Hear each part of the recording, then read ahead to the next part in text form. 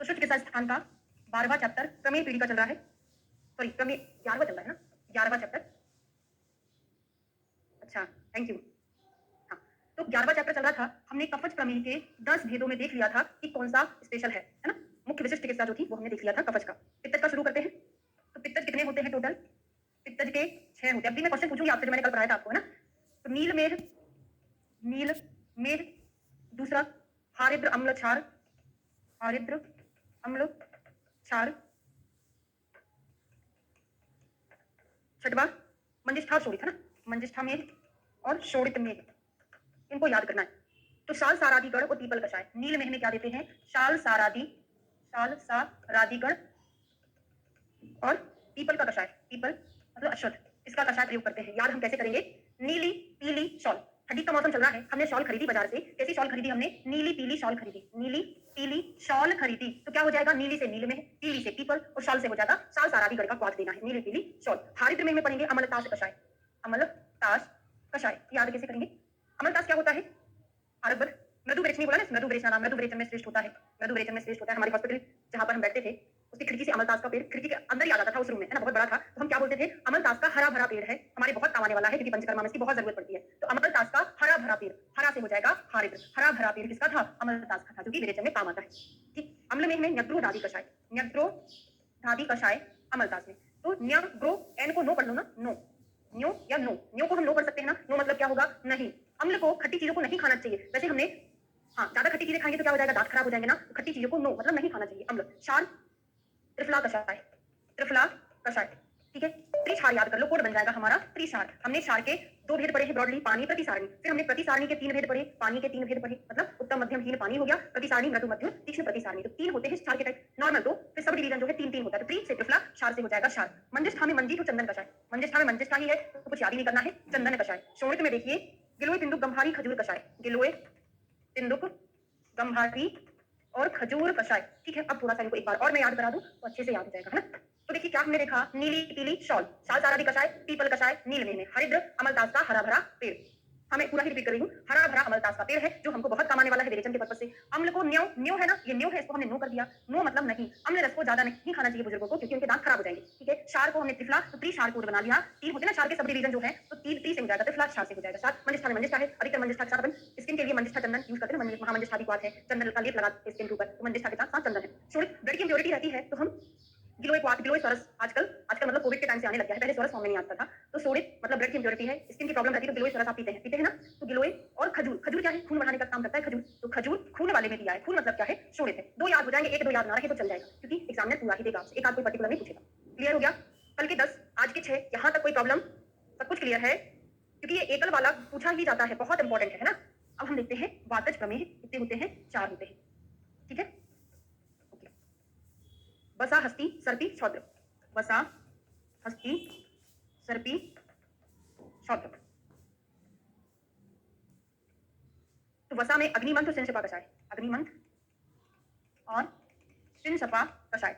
हारिद्र में, सॉरी हस्ती में तिंदुक कपित्त शीरीष पलाश पाठा मूर्खा। पूरा लिख लो, याद करा दूंगी, 2 4 याद करना है। तिंदुक कपित्त शीरीष पलाश, कपित्त शीरीष पलाश पाठा, पाठा मूर्वा भी रहती है इसमें। ठीक है। अभी याद करेंगे। सर्पी में कुष्ठ कुटज पाठा हिंगू कटु रोहिणी, कुष्ठ मतलब कूट, कुटज पाठा, पाठा कुटज, पाठा कुटज, हिंगू कटु रोहिणी गुरुचि, हिंगू कटु रोहिणी और गुरुचि।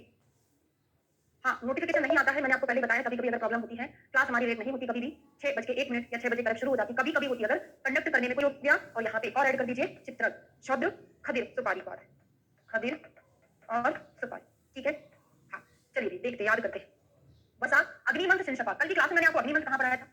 अग्निमंथ कषाय कहाँ देते हैं? कफज प्रमेय के 10 में से हमने एक में पढ़ा था, वैजंती या अग्निमंथ बताए थे। बालिका जो है अग्नि पे खाना बनाती है, तो बालिका मतलब इक्षु बालिका में हमने अग्निमंथ दिया था। ठीक है। अब बालिका वसा में भी अग्निमंथ दे रहे हैं, तो याद हम ऐसे करते हैं कि अग्नि में गर्मी बसी रहती है। क्या? गर्मी बसी रहती है। तो अग्नि सिंसपा दोनों कहाँ दे रहे हैं? वसा। सिंसपा का हमसे कोई नहीं बन पा रहा है, आप चाहे बना लीजिएगा। तो अग्नि में क्या है? गर्मी का वास रहता है, अग्नि में गर्मी का वास रहता है, तो वास से वसा याद हो जाएगा। ठीक है। हाँ, हस्ती में तिंदुक कपित्त शीरीष पलाश पाठा मूर्वा। हस्ती जो है वो तिंदुक शोणित में भी आया था, है ना, लेकिन वहां पर गिलोय खजूर हमने पढ़ा था। यहाँ गिलोय खजूर नहीं रहेगा, तिंदुक रहेगा, कपित्त रहेगा।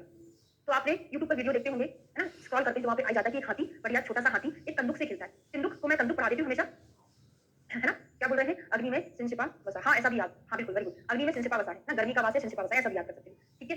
तो हाथी जो है कंदुक हस्ती कंदुकेन सह क्रीडति, हाथी जो है कंदुक के साथ खेलता है। तो कंदुक ना पढ़ के बिंदुक याद कर लेना। कंदुक भी गोल-गोल है, कपित भी बहुत टाइट रहता है, बहुत हार्ड रहता है। कपित आपने देखा होगा। तो हाथी जो है कपित के ऊपर भी चढ़ जाएगा ना, तब भी वो नहीं फूटता है, तो याद रहेगा तिंदुक और कपित। बाकी ये शीरीष पाठा-वाठा याद हो तो कर लो, बाकी दोनों चीज़ों से आपका काम चल जाएगा।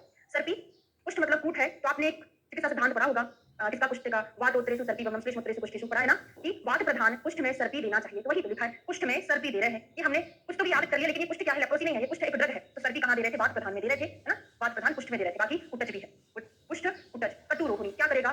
कटुरोहिणी क्या करे? पुष्ट को काटने का काम करता होगा, तो कड़वी चीजें यहाँ पे दे देंगे पुष्ट को ठीक करने के लिए। एक चीज बस याद होगी तो चल जाएगा काम। शब्द खदीरो सुपारी, सुपारी है ना? खदीर एक जगह आया था, हमने क्या पढ़ा था? शनन में पढ़ा था, शनन पढ़ाए थे कि खदीर का पेड़ बहुत छोटा होता है, छोटा मतलब छौद्र होता है, तो उस पे हमको धीरे धीरे चढ़ना चाहिए। तो खदीर छोटा होता है तो छौद्र में भी है, धीरे धीरे चलना चाहिए तो शनैर में भी हो गया, है ना? अब छौद्र में सुपारी, सुपारी भी छोटी होती है, खदीर भी, तो क्या है? सुपारी खदीर वगैरह डाल के पान बनाते हैं ना, तो याद रहेगा खदीर और सुपारी। ठीक है, मैंने आपको पूरे 20 प्रमेय पढ़ा दिए हैं। अब मैं 2-4 क्वेश्चन पूछ लेती हूँ, फिर इस टॉपिक को खत्म करेंगे। ठीक है, लिख लिया ना यहाँ से सब कुछ? ठीक है, क्वेश्चन पूछ लेते हैं। चलिए बताइए, चित्रक कषाय कहाँ देते हैं? चित्रक कषाय उदर शिवालिका सांद सुरा सिकता पिष्ट में शनैर में कहाँ देते हैं? चित्रक कषाय। सप्तपर्ण कषाय कहाँ दिया जाता है? सप्तपर्ण। पारिजात कषाय, दूर्वाशावाल प्लव, हटकशेरु, कुकुभ चंदन, त्रिफला आरगवत, द्राक्षा कषाय। ये आपका वन लाइन फैक्ट है। अगर ये चीज बनना है ना तो ऑप्शन दे दोगे तो 100% बनना है। 4 ऑप्शन में बन ही जाता है ना? तिंदुक कपित्थ शीरीष पलाश कहाँ पर है? पुष्ट कुटज पाठा अभी अभी पढ़ाए हैं हम। बाकी पाठा अगरू हरिद्रा कषाय, पाठा अगरू हरिद्रा कषाय। खदिर 2 जगह आया, कहाँ कहाँ आया? शाल सारादी पीपल कषाय कहाँ देते हैं? अमलतास कहाँ पर है? त्रिफला कषाय कहाँ पर है? दोनों हल्दियां हरिद्रा, दारू हरिद्रा कहाँ पर है? ठीक है, बन पा रहे हैं क्वेश्चंस? बन पा रहे हैं?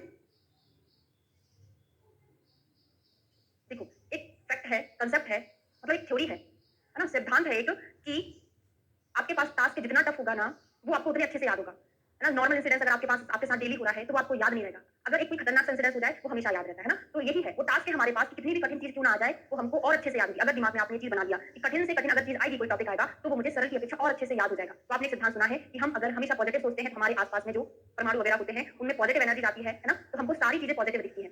ये फैक्ट है भी। ठीक है, हाँ, इसको हमेशा आप ध्यान रखिए। हमेशा आपको पॉजिटिव बोलना, नेगेटिव बोलेंगे तो नेगेटिव हो ही जाता है आपके साथ में। पॉजिटिव बोलेंगे तो नेगेटिव कम होता है, लेकिन नेगेटिव बोलते रहेंगे ना तो आपके साथ पॉजिटिव कभी होना ही नहीं है ना? इससे एक चीज को ध्यान रखना है। अयस्कृति कहाँ पर दिया है? एक तो मेरठ पुष्ट में हम पढ़ के आ चुके हैं, प्रमेय में भी अयस्कृति का वर्णन है, लेकिन आपसे क्वेश्चन पूछा जा रहा है कि अयस्कृति का रोग अधिकार क्या है? रोग अधिकार जो है बनाने का जो वर्णन है, हम पुष्ट कौन सी सॉरी महापुष्ट में पढ़ के आए हैं। कौन सा चैप्टर है?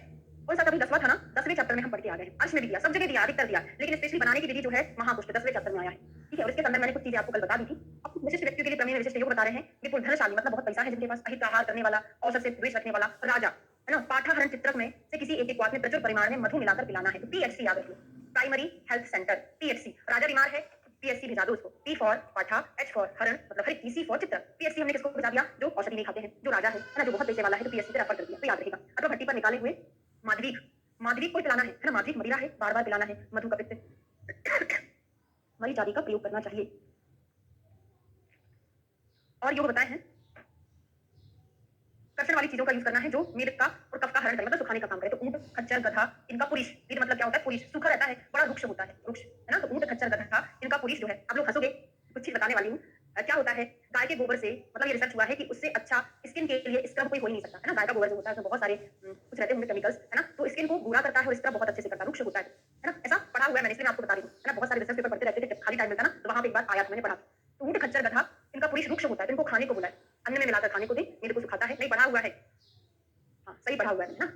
जो विरोधी ना हो इस प्रकार से रस गंधित पेय भोजन का प्रयोग करना चाहिए, और व्यायाम करना है, कुश्ती, खेल, हाथी घोड़े की सवारी, पदातिचर्या, भ्रमण, अष्ट उपास आदि का अभ्यास करना चाहिए, है ना? परिक्रमणम संक्रमणम पूछा गया है, किसने बोला है? गदा प्रत्यक्षम सर्वतो ब्रह्मविद्यते। और क्या करना है? सही आत्मा संयोजनम शतम अधिकम वादच्चित। रेफरेंस पूछा जाता है, किस आचार्य ने बताया है? क्या है? धनहीन या बंधु बांधव रहे प्रमेय योगी, बिना जूता पहने तथा छाता लगाए भिक्षावृत्ति करते हुए एक ग्राम में एक दिन ठहरकर मुनि के समान इंद्रियों को वश में करके 100 योजन चले। कितना?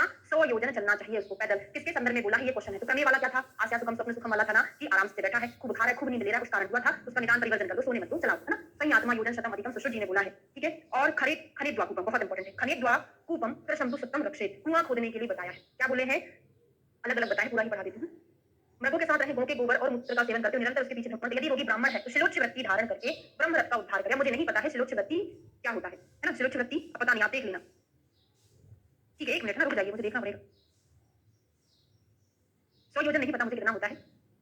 सिलोच्छवृत्ति धारण करके ब्रह्म रथ का उद्धार करे या वेद अध्ययन करे। सिलोच्छवृत्ति मतलब वेदों का अध्ययन से कुछ लिया होगा। अगर शूद्र है तो निरंतर कृषि करे या कूप खोदे। क्वेश्चन पूछा गया है कि अगर प्रमेही शूद्र को हुआ है तो उसको क्या करना चाहिए? शूद्र को खेती करना चाहिए और कुआं खोदना चाहिए। कुआं खोदेगा तभी पानी निकलेगा खेती के लिए। तो कृषि और कुआं उत्कृष्ट रोगी की रक्षा करना है। ब्राह्मण है तो सिलोच्छवृत्ति ब्रह्म रथ का उसको उद्घाटन करना चाहिए। ठीक है। और निर्धन व्यक्ति वैद्य के अधनो वैद्य संदेशादेवं कुर्वतन नतंद्रितः संवत्सराद अनंतराद्वा प्रमेहात् प्रतिमुच्यते। निर्धन व्यक्ति वैद्य के आदेश के अनुसार आलस रहित हो, इस प्रकार का आचरण करते हुए 1 वर्ष में या उसके अंदर ही प्रमेह रोग से मुक्त हो जाता है। स्वयोजन मतलब कदम पहले मैं यही पढ़ती थी भाई, अब लेकिन मुझे नहीं पता है ना, गलत नाम उसमें नहीं बता रही हूँ। पहले मैं तो 100 ही कदम जानती थी, स्वयोजन मतलब 100 कदम चलना चाहिए। ठीक है। अच्छा हाँ, सर्च करके देख लो, मिल जाएगा सब कुछ है ना, कदम नहीं रहता वो। प्रमेह पीड़िका 12वां नंबर का चैप्टर क्या है? प्रमेह पीड़िका है। साधु प्रमेह पीड़िकाओं के लक्षण, शराविका आदि नव पीड़िकाएं। यहाँ से फिर क्वेश्चन बन गया है, सुश्रुत जी ने निदान स्थान में कितनी प्रमेह पीड़िका बताई है? हाँ, कितना? 10 बताई है, लेकिन चिकित्सा स्थान में नव करके बताया है। किसको प्रेफरेंस दोगे? निदान स्थान को दोगे। वहां पे प्रमेह पीड़िका 10 है, सुश्रुत की 10 ही लगाना है। बाकी आपका होमवर्क है, आपको सब कुछ यहाँ पे लिखना। चक्र SSBM 7 8 9 सबकी 10 ये सब लिखना। ठीक है। चिकित्सा स्थान में लेकिन उन्होंने 9 बताया है। इनमें बलवान व्यक्ति की अल्प त्वचा एवं मांस में स्थित मृदु हो, अल्प वेदना वाली, शीघ्र पककर फूटने वाली पीड़िकाएं साधु की साध्यता बता दिए हैं। क्या बता दिए हैं? एक तो अल्प त्वचा में मतलब त्वचा मांस में ज्यादा गहरी ना, दूसरा सॉफ्ट हो, थोड़ी सी वेदना हो, शीघ्र पककर फूटने वाली पीड़िकाएं हो, ये कैसी होंगी? साधु होंगी। ठीक है। प्रमेह मुक्तरे तत्पूर्व रोगम अपतर्पणम वनस्पति कषायम वस्त्रमूत्रम। क्या बोले हैं कि प्रमेह पीड़िकाओं में अवस्थानुसार क्रिया विशेष का निर्देश किया जा रहा है। इनमें आदि से पीड़ित प्रमेह रोगी की चिकित्सा करनी चाहिए। इन पीड़िकाओं के पूर्व रूप में अपतर्पण कराना है। तो देखिए सिद्धांत है, क्योंकि यहाँ पे अगर बोथ है, हाँ तो बोथ है तो बोथ लगा दोगे, है ना, क्योंकि यहाँ पर भी दिया हुआ है तो बोथ लगाएंगे। तो क्या बोल रहे हैं? प्रमेह में क्या हो रहा है? कफ और मेद की वृद्धि हो रही थी ज्यादा, मेदोमांस की वृद्धि मेद बहुत ज्यादा बढ़ जाता है ना, तो यहाँ पे हमको अपतर्पण कराना, लंघन कराना, ताकि कफ क्षय हो जाए। तो सबसे पहले हमको लंघन कराना है, फिर वनस्पतियों का स्वाद, बकरे का मूत्र आदि देना चाहिए। बाकी अंडरलाइन कर लो, हिंदी में पढ़ा रही हूँ। सिरामुक्ष सुफो वृद्धि अति मात्रा जो विधान पद्धति, उसके बाद हमको शस्त्र कर्म करना चाहिए। ठीक है। तो ये हो गया, बकरी का मूत्र का सेवन करना चाहिए। फिर इसके बाद देखो, इन चिकित्सा विधि का प्रयोग और सिरावेधन करना चाहिए। इस दशा में पूर्वोक्त चिकित्सा विधि का प्रयोग सिरावेधन करना चाहिए। ध्यान से पढ़ो। इस नियम का पालन न करते हुए मधु पदार्थों का सेवन करने वाले उस रोगी का मूत्र श्लेष्मा मीठा हो जाता है। प्रमेह रोग की अभिव्यक्ति होती है। इस दशा में वमन विरेचन दोनों प्रकार के संशोधनों का सेवन कराना चाहिए। इस प्रकार न करने वाले रोगी के बड़े हुए दोष मांस रक्त को दूषित कर देता है। क्या बताया है? उधर तो बता दिया था, अपतर्पण करा दो, बकरे का मूत्र दे दो। व्यक्ति अपतर्पण नहीं करा, खाता रहा तो क्या होगा? मांस और रक्त दूषित हो जाए, शोथ और अन्य उपद्रवों को उत्पन्न कर देता है। इस दशा में पूर्वोक्त अपतर्पण से विरेचन पर्यंत एकादश उत्तम चिकित्सा विधि का प्रयोग करो। पहले तो बोले थे अपतर्पण की लगा लो, लेकिन अगर उसने नहीं किया, उसको 11 कर्म करने पड़ेंगे। ठीक है। सिरावेद करना पड़ेगा। अब सिरावेद चिकित्सा क्रम का उल्लंघन करने वाले रोगी का शोथ वृद्धि को प्राप्त हो जाता है। अगर इसने ये भी नहीं किया तो शोथ और बढ़ जाएगा, उसमें अत्यधिक पीड़ा होगी और विदाह उत्पन्न हो जाएगा। इस दशा में हमको अब ऑपरेशन करना पड़ेगा, शस्त्रक्रिया एवं व्रण चिकित्सा करनी पड़ेगी। ठीक है। फिर अगर वो मांस को फाड़ कर बहुत खोखला बना देता है, शरीर को असाध होता है, इसलिए प्रारंभ से ही प्रमेह रोगी की चिकित्सा करना चाहिए। ऐसा कोई पूछा नहीं गया है आज तक क्वेश्चन, ये वाला केवल इतना ही पूछा गया है कि पूर्व अवस्था में क्या करोगे? अपतर्पण, वनस्पतियों का क्वाथ, बकरे का मूत्र, इतना बस। लेकिन कभी पूछने में भरोसा थोड़ी होता है एग्जाम में, हम तो प्रिपेयर रहते हैं पहले से, है ना। तो ये सारी चीजें पढ़ के रखना पड़ता है। फिर धानवांतर, केवल नाम पढ़ लो, 4 चीजें याद करेंगे। प्रमेह पीड़िका में विशिष्ट चिकित्सा पूछी जाती है। रोग अधिकार, धानवांतर घट का रोग अधिकार प्रमेह नहीं है, प्रमेह पीड़िका है। कैसे बनता है? हमको कुछ नहीं लेना देना, केवल याद करना है ना। कहाँ देते हैं? गुणमस्त्रीहा विद्रवी पीड़िका को नष्ट करने वाला है, कुछ मत याद करो, केवल नाम याद कर लो, धानवंतर। अब ये दुर्विरेच्यो ही मधुमेहिनो, इसका एसएसआर रीजनिंग क्वेश्चन पूछा जाता है कि मधुमेही जो है दुर्विरेच्य क्यों होता है? दुर्विरेच्यो ही मधुमेहिनो, मुझे कोई ऐसा बता सकता है? इसका मतलब ये बिल्कुल नहीं समझना कि अयोग्य होता है। दुर्विरेच्य भले ही बोला है कि इसमें कठिनाई जरूर होती है, लेकिन अयोग्य नहीं है। विरेचन के अयोग्य में आता है क्या? ये रिमाइंड करके बता जरा। सुभग, छतबुध, मुक्तनाल, अधोभाग, अस्तवित, विलंघि, दुर्बल, अल्पाग्नि, निरूर, कामादि, व्यग्र, अजिन, नवजरी, मदात, यात्मा, शल्यादित, अभिहत नहीं आता, नहीं आता, है ना, असाध्य में नहीं आता है। ठीक है। दुर्विरेच्य होता है, कठिनाई से विरेचन होता है। फिर प्रमेह में तीसरे शोधन का उपदेश दिया है, शरीर में मेदा की अधिकता के कारण मधुमेह से पीड़ित रोगी दुर्विरेच्य होते हैं। अब यहाँ पर रीजनिंग क्वेश्चन पूछा जाता है कि प्रमेह जो होता है उसमें दुर्विरेच्य आपने बोल दिया, पर होता क्यों है दुर्विरेच्य? इसका भी कंडीशन मैं आपको बता रही हूँ। शरीर में मेदा की अधिकता होती है ना, मधुमेह से पीड़ित रोगी दुर्विरेच्य होते हैं, अर्थात विरेचन बड़ी कठिनाई से होता है, इसलिए तीक्ष्ण विरेचन देना चाहिए, है ना। यहाँ पे जो एक्चुअल चीज होता है वो नहीं दिया है ना, वो मैं बताने वाली हूँ। हाँ, मेदा की अधिकता होती है, इतना आप याद कर लेना, लेकिन जो एक्चुअल में रीजन होता है वो यहाँ नहीं दिया है ना, क्योंकि हमारा टॉपिक पंचकर्मा ही था, मतलब पीजी हमारा उसी में है, तो हमको थोड़ा डीप हमने डीप पढ़ा है ना, उसकी वजह से थोड़ा सा एक्सप्लेन करूंगी आपको। पीड़ का जो उपद्रव सभी प्रमेह मूत्र आदि की मधुता मधु के तुल्य गंध करने से ठीक है। देखो होता क्या है, हमारे पास एक पेशेंट आता है, उसमें कफ की वृद्धि है ना, यहाँ पे कुछ क्या शो हो रहा है? ठीक है।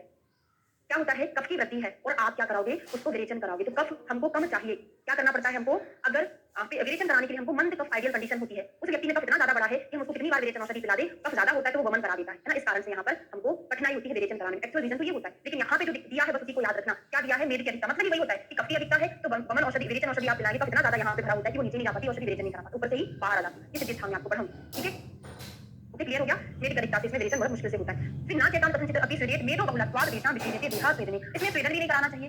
प्रमेह पीड़िका के संदर्भ में नहीं बता रहे हैं ये, अभी तो हमने प्रमेह पीड़िका के संदर्भ में ही पढ़ा था यहाँ पे जो था। अब यहाँ पे स्पेशली भले ही प्रमेह पीड़िका चैप्टर है, लेकिन यहाँ पर हम प्रमेह के बारे में पढ़ रहे हैं। क्या बोल रहे हैं? मैं मधुमेह में तो बात होता है कोई भी प्रमेय सिंगल दोषज होता ही नहीं है, तीनों दोष रहता है। मैं पूरी संप्राप्ति करके मैं आपको बता दूंगी अभी, है ना? आप हाँ, बिल्कुल सही आपका क्वेश्चन कि आप तीक्ष्ण संशोधन करा रहे हैं मैडम, इसमें तो बात होता है, बात प्रकृति नहीं हो जाएगा। तो आपने पढ़ा ना मधुमेह कैसा होता है? मधुमेह का वर्णन चरक जी ने सूत्र स्थान के 17वें चैप्टर में किया है। आवरणजन्य मधुमेह बताया वहां पे। आवरणजन्य मधुमेह क्या होता है? कफ बढ़ा, मेदा बढ़ा, मेदो समान और धातुएं बढ़ी, इन्होंने वायु के मार्ग को आवृत कर दिया था, तब मधुमेह हुआ था। उस आवरण को हटाने के लिए हम तीक्ष्ण संशोधन कराते हैं। आवरण हटेगा, वायु फ्री हो जाएगा, है ना? ऐसा नहीं है कि तीक्ष्ण संशोधन कराने से ना, अगर प्योरली मतलब होता तो यहाँ पर तीक्ष्ण संशोधन हम करा ही नहीं सकते थे। मधुमेह जो होता है आवरणजन्य होता है ना? तो वहां पे तीक्ष्ण संशोधन करा के मार्ग अवरोध को हटाते हैं, इसलिए हम वहां पे तीक्ष्ण कराएंगे। क्लियर हो गया हर्षिता? क्लियर है? स्वेदन क्यों नहीं कराएंगे? हमें किसी प्रकार का स्वेदन नहीं देना चाहिए, क्योंकि मेद की अधिकता होती है, इसके कारण स्वेदन से शरीर गलता है। क्योंकि आप जानते हैं मेद का अमल क्या होता है? स्वेद। ऑलरेडी उसमें बॉडी में क्लियरता रहती है, इस कारण से हमको स्वेदन नहीं कराना।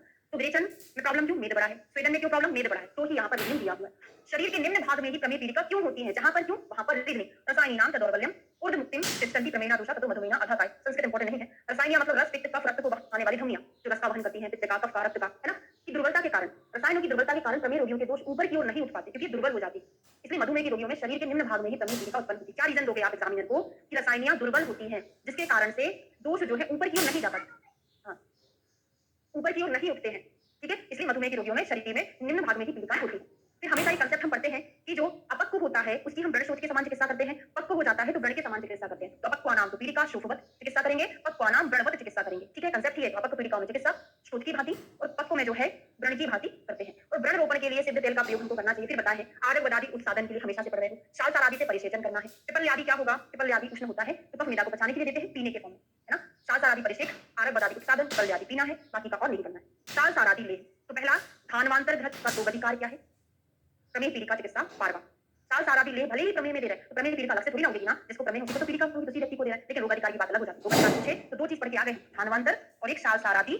साल सारादी गढ़ का की बात नहीं कर रहे हैं, साल सारादी ले कहां दे रहे हैं? दो चीजें प्रमेय पीड़िका चिकित्सा में बताया। क्या करते हैं? इसे जल्दी से आगे से उतारकर फिर विधान के अनुसार इसका सेवन करना है। नवायस लोह, आचार्य सुश्रुत ने नवायस लोह प्रमेय पीड़िका में बताया है। चरक ने नवायस लोह कहां बताया? पांडु में। लिख लो, चरक, सुश्रुत, काश्यप। नवायस लोह चरक ने पांडु में, सुश्रुत ने प्रमेय पीड़िका में। सबके कंटेंट वही है, सेम है ना? और काश्यप ने जो है शोथ। बच्चों को शोथ क्यों हो जाता है? बच्चों को एनीमिया हुआ, यहाँ पर शोथ हो जाएगा, ठीक है? नवायस लोह हो, नवायस योग हो, नवायस चूर्ण हो, सब कुछ एक ही चीज है। नवायस लोह चूर्ण योग एक ही चीज है, नाम थोड़ा सा चेंज कर दी, कंटेंट तो वही है ना? क्या क्या होता है? अनुपान क्या होता है? मोस्ट इंपोर्टेंट है। तो क्या क्या होता है इसमें? त्रिफला, हरण, वहीरा, आंवला, सोंठ, मरी, चिपली, त्रिकटु और चित्रक, विडंग, नागगर, मुथा। इसको हम बोलते हैं त्रिमद। त्रिजात नहीं है, त्रिमद है। त्रिमद है ना, त्रिजात तो नहीं है। त्रिमद है, सीएम बनूंगा। हाँ बिल्कुल, सीएम बनूंगा। मुझे मद है कि मैं सीएम बन जाऊंगा, मद है तो मद से त्रिमद, सी से हो जाएगा चित्रक, एम से हो जाएगा मुस्तक, नागर, मुथा, बनूंगा से हो जाएगा विडंग, ठीक है? तो त्रिफला, त्रिकटु, त्रिमद है। अब ये कितना डला? एक भाग, एक भाग, एक भाग, ऐसे करके ये टोटल कितने डल गए? औषधि 9 भाग। और ये जितना जैसे 1 ग्राम ये डला, 1 ग्राम, 1 ग्राम, टोटल 9 ग्राम ये डल गया, मतलब 9 भाग डल गया। और लोहा इन सभी के प्रमाण में 9 भाग डलता है, मतलब टोटल मिला के ये सभी 9 लोग 9 ग्राम हो गए और ये अकेला 9 ग्राम है। ऐसा नहीं बोला है 9 ग्राम, ये मैं केवल आपको समझाने के लिए बता रही हूँ। एक एक भाग मिला के टोटल 9 भाग, लोहा 9 भाग। अनुपात निकालोगे 1:1। क्वेश्चन पूछा जाएगा, ध्यान देना मेरी बात पर कि नवायस लोह में काष्ठ औषधियों, काष्ठ औषधि या काष्ठ औषधियां जुड़ी है, उनका और लोहे का अनुपात कितना होता है? 1:1 होता है। आपसे पूछेगा नवायस लोह में हरित की और लौह का अनुपात कितना होता है? तो हरित की 1 भाग डला है, लौह 9 भाग डला है। ये बात समझ में आई? ये टोटल नंबर ऑफ काष्ठ औषधि इज टू लौह। टोटल काष्ठ औषधि कितनी है? लौह कितना? 1:1 होगा। अगर पूछा जाएगा हरित की लौह का अनुपात कितना होगा तो 1:9 होगा। लौह 9 भाग है ना, 9 भाग मतलब 9 गुना है। 9 भाग 1/9 मत समझना इसको, 9 भाग है, 9 गुना है। ये क्लियर हो गया आपको? मैंने जो यहाँ पे लिखा समझाया, समझ में आ गया? ठीक है?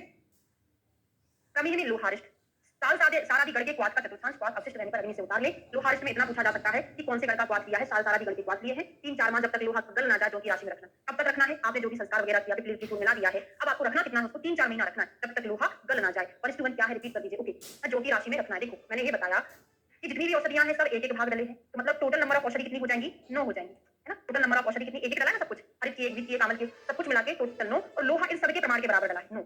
इसको हम काटेंगे तो कितना हो जाएगा? 1:1 हो जाएगा। अब क्लियर हो गया? काजल क्लियर हुआ? प्रमेय में लोहा तो अभिष्यंद अपहरण लोहारिष्ट महावरी क्वेश्चन पूछा गया था। लोहारिष्ट जो होता है अभिष्यंद को हरता है, मोस्ट इंपोर्टेंट है ना? त्रिगुदर, शीघ्रम, विषम ज्वर नाशनम, ये कोटेशन कभी एग्जाम में आया हुआ है। अभिष्यंद को हरता है, विषम ज्वर को नष्ट करता है, त्रिगुदर। 4 अधिकार कौन कौन से पढ़ लिए हमने? एक धानवंतर घृत, साल सारादी ले, नवायस लोह और लोहारिष्ट, ये 4 अधिकार बहुत इंपॉर्टेंट है। अब प्रमेय निवृत्ति के लक्षण, पूरा प्रमेय चैप्टर पढ़ के आ गए हैं। कौन सा? चिकित्सा स्थान का 11वां चैप्टर। और प्रमेय निवृत्ति के लक्षण प्रमेय पीड़िका में बता रहे हैं, रेफरेंस याद रखना। प्रमेय पीड़िका में बता रहे हैं कि प्रमेय निवृत्ति के क्या लक्षण होते हैं। अगर प्रमेही का मूत्र कैसा हो जाए? पिच्छिल हो जाए, सॉरी मूत्रम अपिच्छिलम, अपिच्छिल, पिच्छिलता रहित हो जाए। अविल, अनाविल, आविलम, स्वच्छ।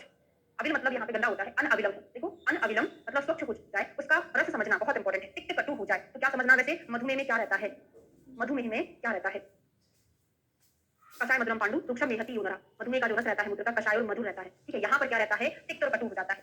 कषाय तो लास्ट में कवर ही कर दिए थे। तिक्त कटु कषाय रस है, कषाय सबसे नीचे का और सबसे ऊपर का रस तो हम कवर कर लिए थे, मधुर और कषाय, है ना। नीचे जो 3 डिवीजन रहता है उसमें 2 रस तो बाकी थे, तिक्त कटु इसका होता है। तो मूत्र पिछलता रहित, गंदा नहीं होता, अनाविल स्वच्छ रहता है, तिक्त कटु उसका स्वाद हो जाता है। तो समझ लेना कि मधुमेह से निवृत्त हो गया है व्यक्ति।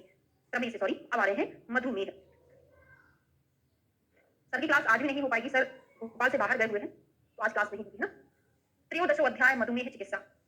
शिलाजीत का वर्णन कहां पर आया है? तो शिलाजीत मधुमेह, हाँ, नैमित्तिक रसायन की बात करें तो शिलाजतु नैमित्तिक रसायन होता है मधुमेह का। नैमित्तिक मतलब स्पेशली टारगेट रहता है उसका कि मुझे मधुमेह को ठीक करना है। ठीक है, शिलाजतु का वर्णन कहां है? मधुमेह रोग अधिकार पूछेगा। ठीक है, अभी तो हमको भी नहीं पता कब आएंगे, है ना, जब आएंगे तो क्लास लग जाएगी आपकी। ठीक है, तो शिलाजतु की उत्पत्ति मां से शुक्रे शुचोचेम, शायद आज आ सकते नहीं तो सुबह आएंगे, सर कंफर्म नहीं बता देना, बस आ रहे बस बोलते रहते हैं ना, इंतजार करते रहते हैं, यही है। तो मां से शुक्रे शुचोचेम शिला सूर्यांशु तापितः जतु प्रकाशम स्वरसम शिलाभ्याम प्रस्रवंती। क्वेश्चन पूछा जाता है कि चरक ने शिलाजीतु के कितने भेद बताए हैं? 4 बताए हैं। सुश्रुत ने कितने बताए हैं? 6 बताए हैं। देखने वाले हैं कौन कौन सा है। तो शिलाजित उत्पत्ति शुक्र और शुचि मास में होता है। शिलाजित प्रकार का क्या होता है? लावा होता है। ठीक है, शुक्र शुचि, जैसे आषाढ़ के महीने में क्या होता है? देश में बहुत गर्मी पड़ती है ना, तो लावा पिघलता है, उससे शिलाजतु बनता है ना। सूर्य की किरणों से तपा हुआ पर्वत शिलाखंडों के लाख के बिल्ले स्वरस टपकते हैं। शिलाजतु क्या होता है? सर्वव्याधि विनाशनम, सारी व्याधियों को नष्ट करता है। हाँ बिल्कुल, ठीक है। टपु आदि नाम तो लोहा नाम षण्ड मन्यताम अन्वयम, क्या है? टपु आदि लोहा नाम, जो टपु आदि धातु है, टपु मतलब रांगा, सीसा, टपु रांगा होता है। अभी मुझे देख लेना, आपने एक बार पहले मुझे बताया था, मैं फिर भूल गई हूँ, है ना। टपु किसका पर्याय है? मैं हर बार भूल जाती हूँ, एक बार आप लोग मुझे बताए थे। टपु नाग, टपु और नाग शायद वंग को बोलते हैं। हाँ, याद आ गया मुझे, वंग को बोलते हैं ना, नाग अलग है। टपु नाग स्वर्ण रजत ताम्र लोह, स्वर्ण रजत ताम्र लोह। ठीक है, तो स्वर्ण रजत ताम्र लोह जो है वो चरकता है। तो शुभ में 2 और ऐड करके टपु नाग, इस प्रकार से इनका 6 हो जाता है। ठीक है, अभी एक चीज डाउटफुल है, मैं भी बता दूंगी आपको, क्लियर करा दूंगी, जब वो एक्चुअल में श्लोक में आएगा ना तो हम क्लियर करेंगे। ठीक है,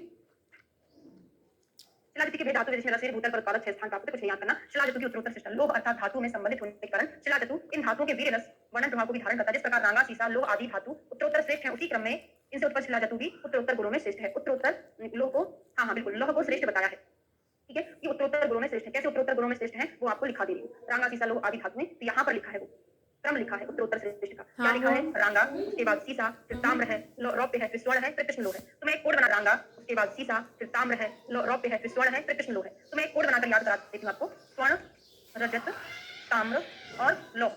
ठीक है, अभी मैंने क्रम नहीं लिखा था, वो मैंने केवल समझाया था। स्वर्ण, रजत, ताम्र, लोह, ये चरक का क्रम है उत्तरोत्तर श्रेष्ठ का। स्वर्ण से अच्छा, रजत, रजत से अच्छा। सही बोल रही थी, कुछ गलत हो रहा है, थोड़ा सा टाइम दो मुझे, मैं चेक कर लूँ कौन से पाद में है शिलाजतु का वर्णन। शिलाजतु, हाँ, चतुर्थ पाद में है, सही लिखा मैंने। ठीक है, मिल गया है मुझे वैसे। स्वर्ण, रजत, ताम्र, लोह चरक का यही क्रम है ना। सुश्रुत का क्रम क्या होता है? देखो क्या लिखा है, वंग और नाग, फिर ताम्र लिखा है, फिर रौप्य लिखा है, फिर स्वर्ण लिखा है, फिर लास्ट में कृष्ण लोह लिखा। तो आप इतना याद करना, कृष्ण लोह तो जैसे का जैसा लिखना, आप इसको कृष्ण लोह को यहाँ लेके आ जाना, कहाँ पे? इसको गायब करके यहाँ लेके आ जाना। तो हो गया लौह, स्वर्ण, रजत, ताम्र, और यहाँ पे आप लिख देना सीसा, और लास्ट में आप क्या लिख देना? रांगा। रांगा मतलब क्या होता है? वंग होता है ना। ये क्या हो जाएगा? हीनता का क्रम हो जाएगा। सबसे श्रेष्ठ ये होगा लोहा, फिर सोना, फिर रजत, फिर ताम्र, फिर सीसा और लास्ट में रांगा। ये आपने रस शास्त्र में तो नाग, वंग, स्वर्ण, रजत, ताम्र, लोह लिखा है। अच्छा ऐसा लिखा है, हाँ, तो रसशास्त्र का ही सही होगा ना। प्रभु, सीसा, नाग, वंग, ताम्र, रौप्य, स्वर्ण। अब ये देखो रसशास्त्र से सही होगा, क्योंकि यहाँ पर ये लिखा है ना कि इन धातुओं के बीज वर्णन का प्रभाव, मतलब जिस तरीके से वहां पर वर्णन किया उस हिसाब से होगा। तो मुझे कोई बताएगा ना, सब्जेक्ट की बुक में से आपको देखकर लिख लेना और मुझे कल बता देना है, इसको अपन कल करेक्ट कर लेंगे। मैं लिख देती हूँ, हाँ, क्योंकि यहाँ पर ये लिखा है इस प्रकार रांगा, सीसा, लोह धातु उत्तरोत्तर श्रेष्ठ होती है, उनका क्रम मुझे लिखा दीजिएगा ना कल। ठीक है, चलिए आगे बढ़ते हैं। तो तिक्त कटुकम कषाय अंगसम, कटु पाक उष्णवीय शोषण, हाँ, छेदन का काम करता है, शोषण का काम करता है, इसलिए ये बहुत इंपॉर्टेंट होता है कमी में, क्योंकि मेल और कप का इन्वॉल्वमेंट ज्यादा रहता है, क्लियर वहां पर ज्यादा रहता है, तो शोषण का काम करता है। तो सभी शिलाजतु जो होते हैं तिक्त कटु कषाय रस वाले होते हैं। जैसे तिक्त कटु कषाय वाले होते हैं, विपाक में कटु है, उष्णवीय है, शोषण छेदन का काम करते हैं। ठीक है, गौमूत्र गंधी शिलाजतु 2 प्रकार का होता है, एक गौमूत्र गंधी, कर्पूर गंधी। कहां पढ़ते हो आप? साथ में पढ़ते हो। क्या है? गौमूत्र गंधी और एक कर्पूर गंधी। इनमें से श्रेष्ठ कौन सा होता है? गौमूत्र गंधी श्रेष्ठ होता है ना। तो इसमें शिलाजतु का भारी, इसमें शर्करा रहित गौमूत्र की गंध वाला है वो श्रेष्ठ होता है। शिलाजतु का प्रयोग विधान क्या होगा? क्वेश्चन पूछा जाता है, शिलाजतु जो है उसको किसके अनुपान के साथ दिया जाता है? बहुत इंपॉर्टेंट है ना। तो वमन विरेचन के द्वारा हमने पहले शरीर को शुद्ध कर दिया। ये क्या होता है? शिलाजतु रसायन होता है, तो इसके पहले हमको संशोधन कराना जरूरी होता है ना। तो साल सारादि गढ़ के स्वाद से देना। अब मुझे कोई बताएगा यवकल्प जो हमने बनाया था उसको किसके साथ दिया था? साल सारादि गढ़ के स्वाद से दिया था। शिलाजतु भी उसी के साथ दे रहे हैं। एक चीज और बता दो, अयस्कृति जो बनाए थे उसका अनुपान क्या था? अयस्कृति का अनुपान बता दो। हाँ, आपने बिल्कुल सही बताया, शिलाजतु शीर के साथ देते हैं, वो रसायन के फॉर्म में दे रहे हैं, लेकिन उसको अगर हमको कहाँ देना है, मधुमेह में, तो हमको साल-सारादी करके क्वाथ से देना है ना? स्पेशली मधुमेह का इंडिकेशन बात कर रहे हैं, बाकी शिलाजतु रसायन तो शीर आशी करके बताया, दूध के साथ देना चाहिए। बिल्कुल सही, आयस प्रति हमने घृत मधु के साथ दिया, या विकल्प शाल सारादी कहाँ दे रहे हैं, शाल सारादी सॉरी शिलाजित शाल सारादी करके क्वाथ से कब देना है, प्रातःकाल देना चाहिए, सुबह-सुबह देना चाहिए, है ना? जो रसायन में हम पढ़ेंगे ना चरक चिकित्सा, वहाँ पे शिलाजतु दूध के साथ दिया है, बहुत इंपॉर्टेंट श्लोक है। नासो अस्ति रोगोयम चापि निहन्यात् शिलाजतु, ऐसा कोई ब्रह्मांड में रोग नहीं है जो शिलाजतु ठीक ना कर सके। ऐसा का ऐसा एक किसके लिए आता है, भल्लातक के लिए आता है, भल्लातक रसायन में क्या आता है, कफजो नारोगो अस्ति, मुझे पूरा याद नहीं है, ऐसा कोई कफज विकार नहीं है जो भल्लातक ठीक ना कर सके। लिख लो, हिंदी में संस्कृत आपको लिखना है, ऐसा कोई कफज विकार नहीं है जो भल्लातक ठीक ना कर सके। ये हम चरक चिकित्सा स्थान में रसायन भल्लातक रसायन में पढ़ेंगे, ठीक है? ऐसा कोई रोग नहीं है जो शिलाजतु ठीक ना कर सके, ठीक है? तो शिलाजतु अमृत के तुल्य बताया, तुल्यमेव अमृत उपमम, अमृत के समान बताया है। कितना मात्रा लेना है, 1 तुला मात्रा, 100 पल लेना, और जगह कहाँ कहाँ पर क्या है, 100 पल सब कुछ लिख लेना, ठीक है? भल्लातक विधान में कही गई परिहार विधि का पालन करना है, ऐसी कोई व्याधि नहीं है जिसे शिलाजतु नष्ट ना करे, है ना? चरक चिकित्सा में थोड़ा सा अलग टर्म पढ़ेंगे इसके लिए। मधुमेह में स्वर्ण मार्कशीट, रजत मार्कशीट दिया जाता है, गोल्ड प्रिपरेशन तो नहीं बोलेंगे, स्वर्ण के सदृश जैसा होता है, ये हम बहुत अच्छे से पढ़ने वाले हैं चरक चिकित्सा में। ताप्ती नदी से उत्पन्न अमृत स्वर्ण के सदृश मालूम पड़ने वाला रजत की कांति वाला अम्ल मार्कशीट पीने से बुढ़ापा, कुष्ठ, पांडु आदि रोग उत्पन्न नहीं होता है। शिलाजतु सेवन के टाइम पे किस चीज का निषेध होता है?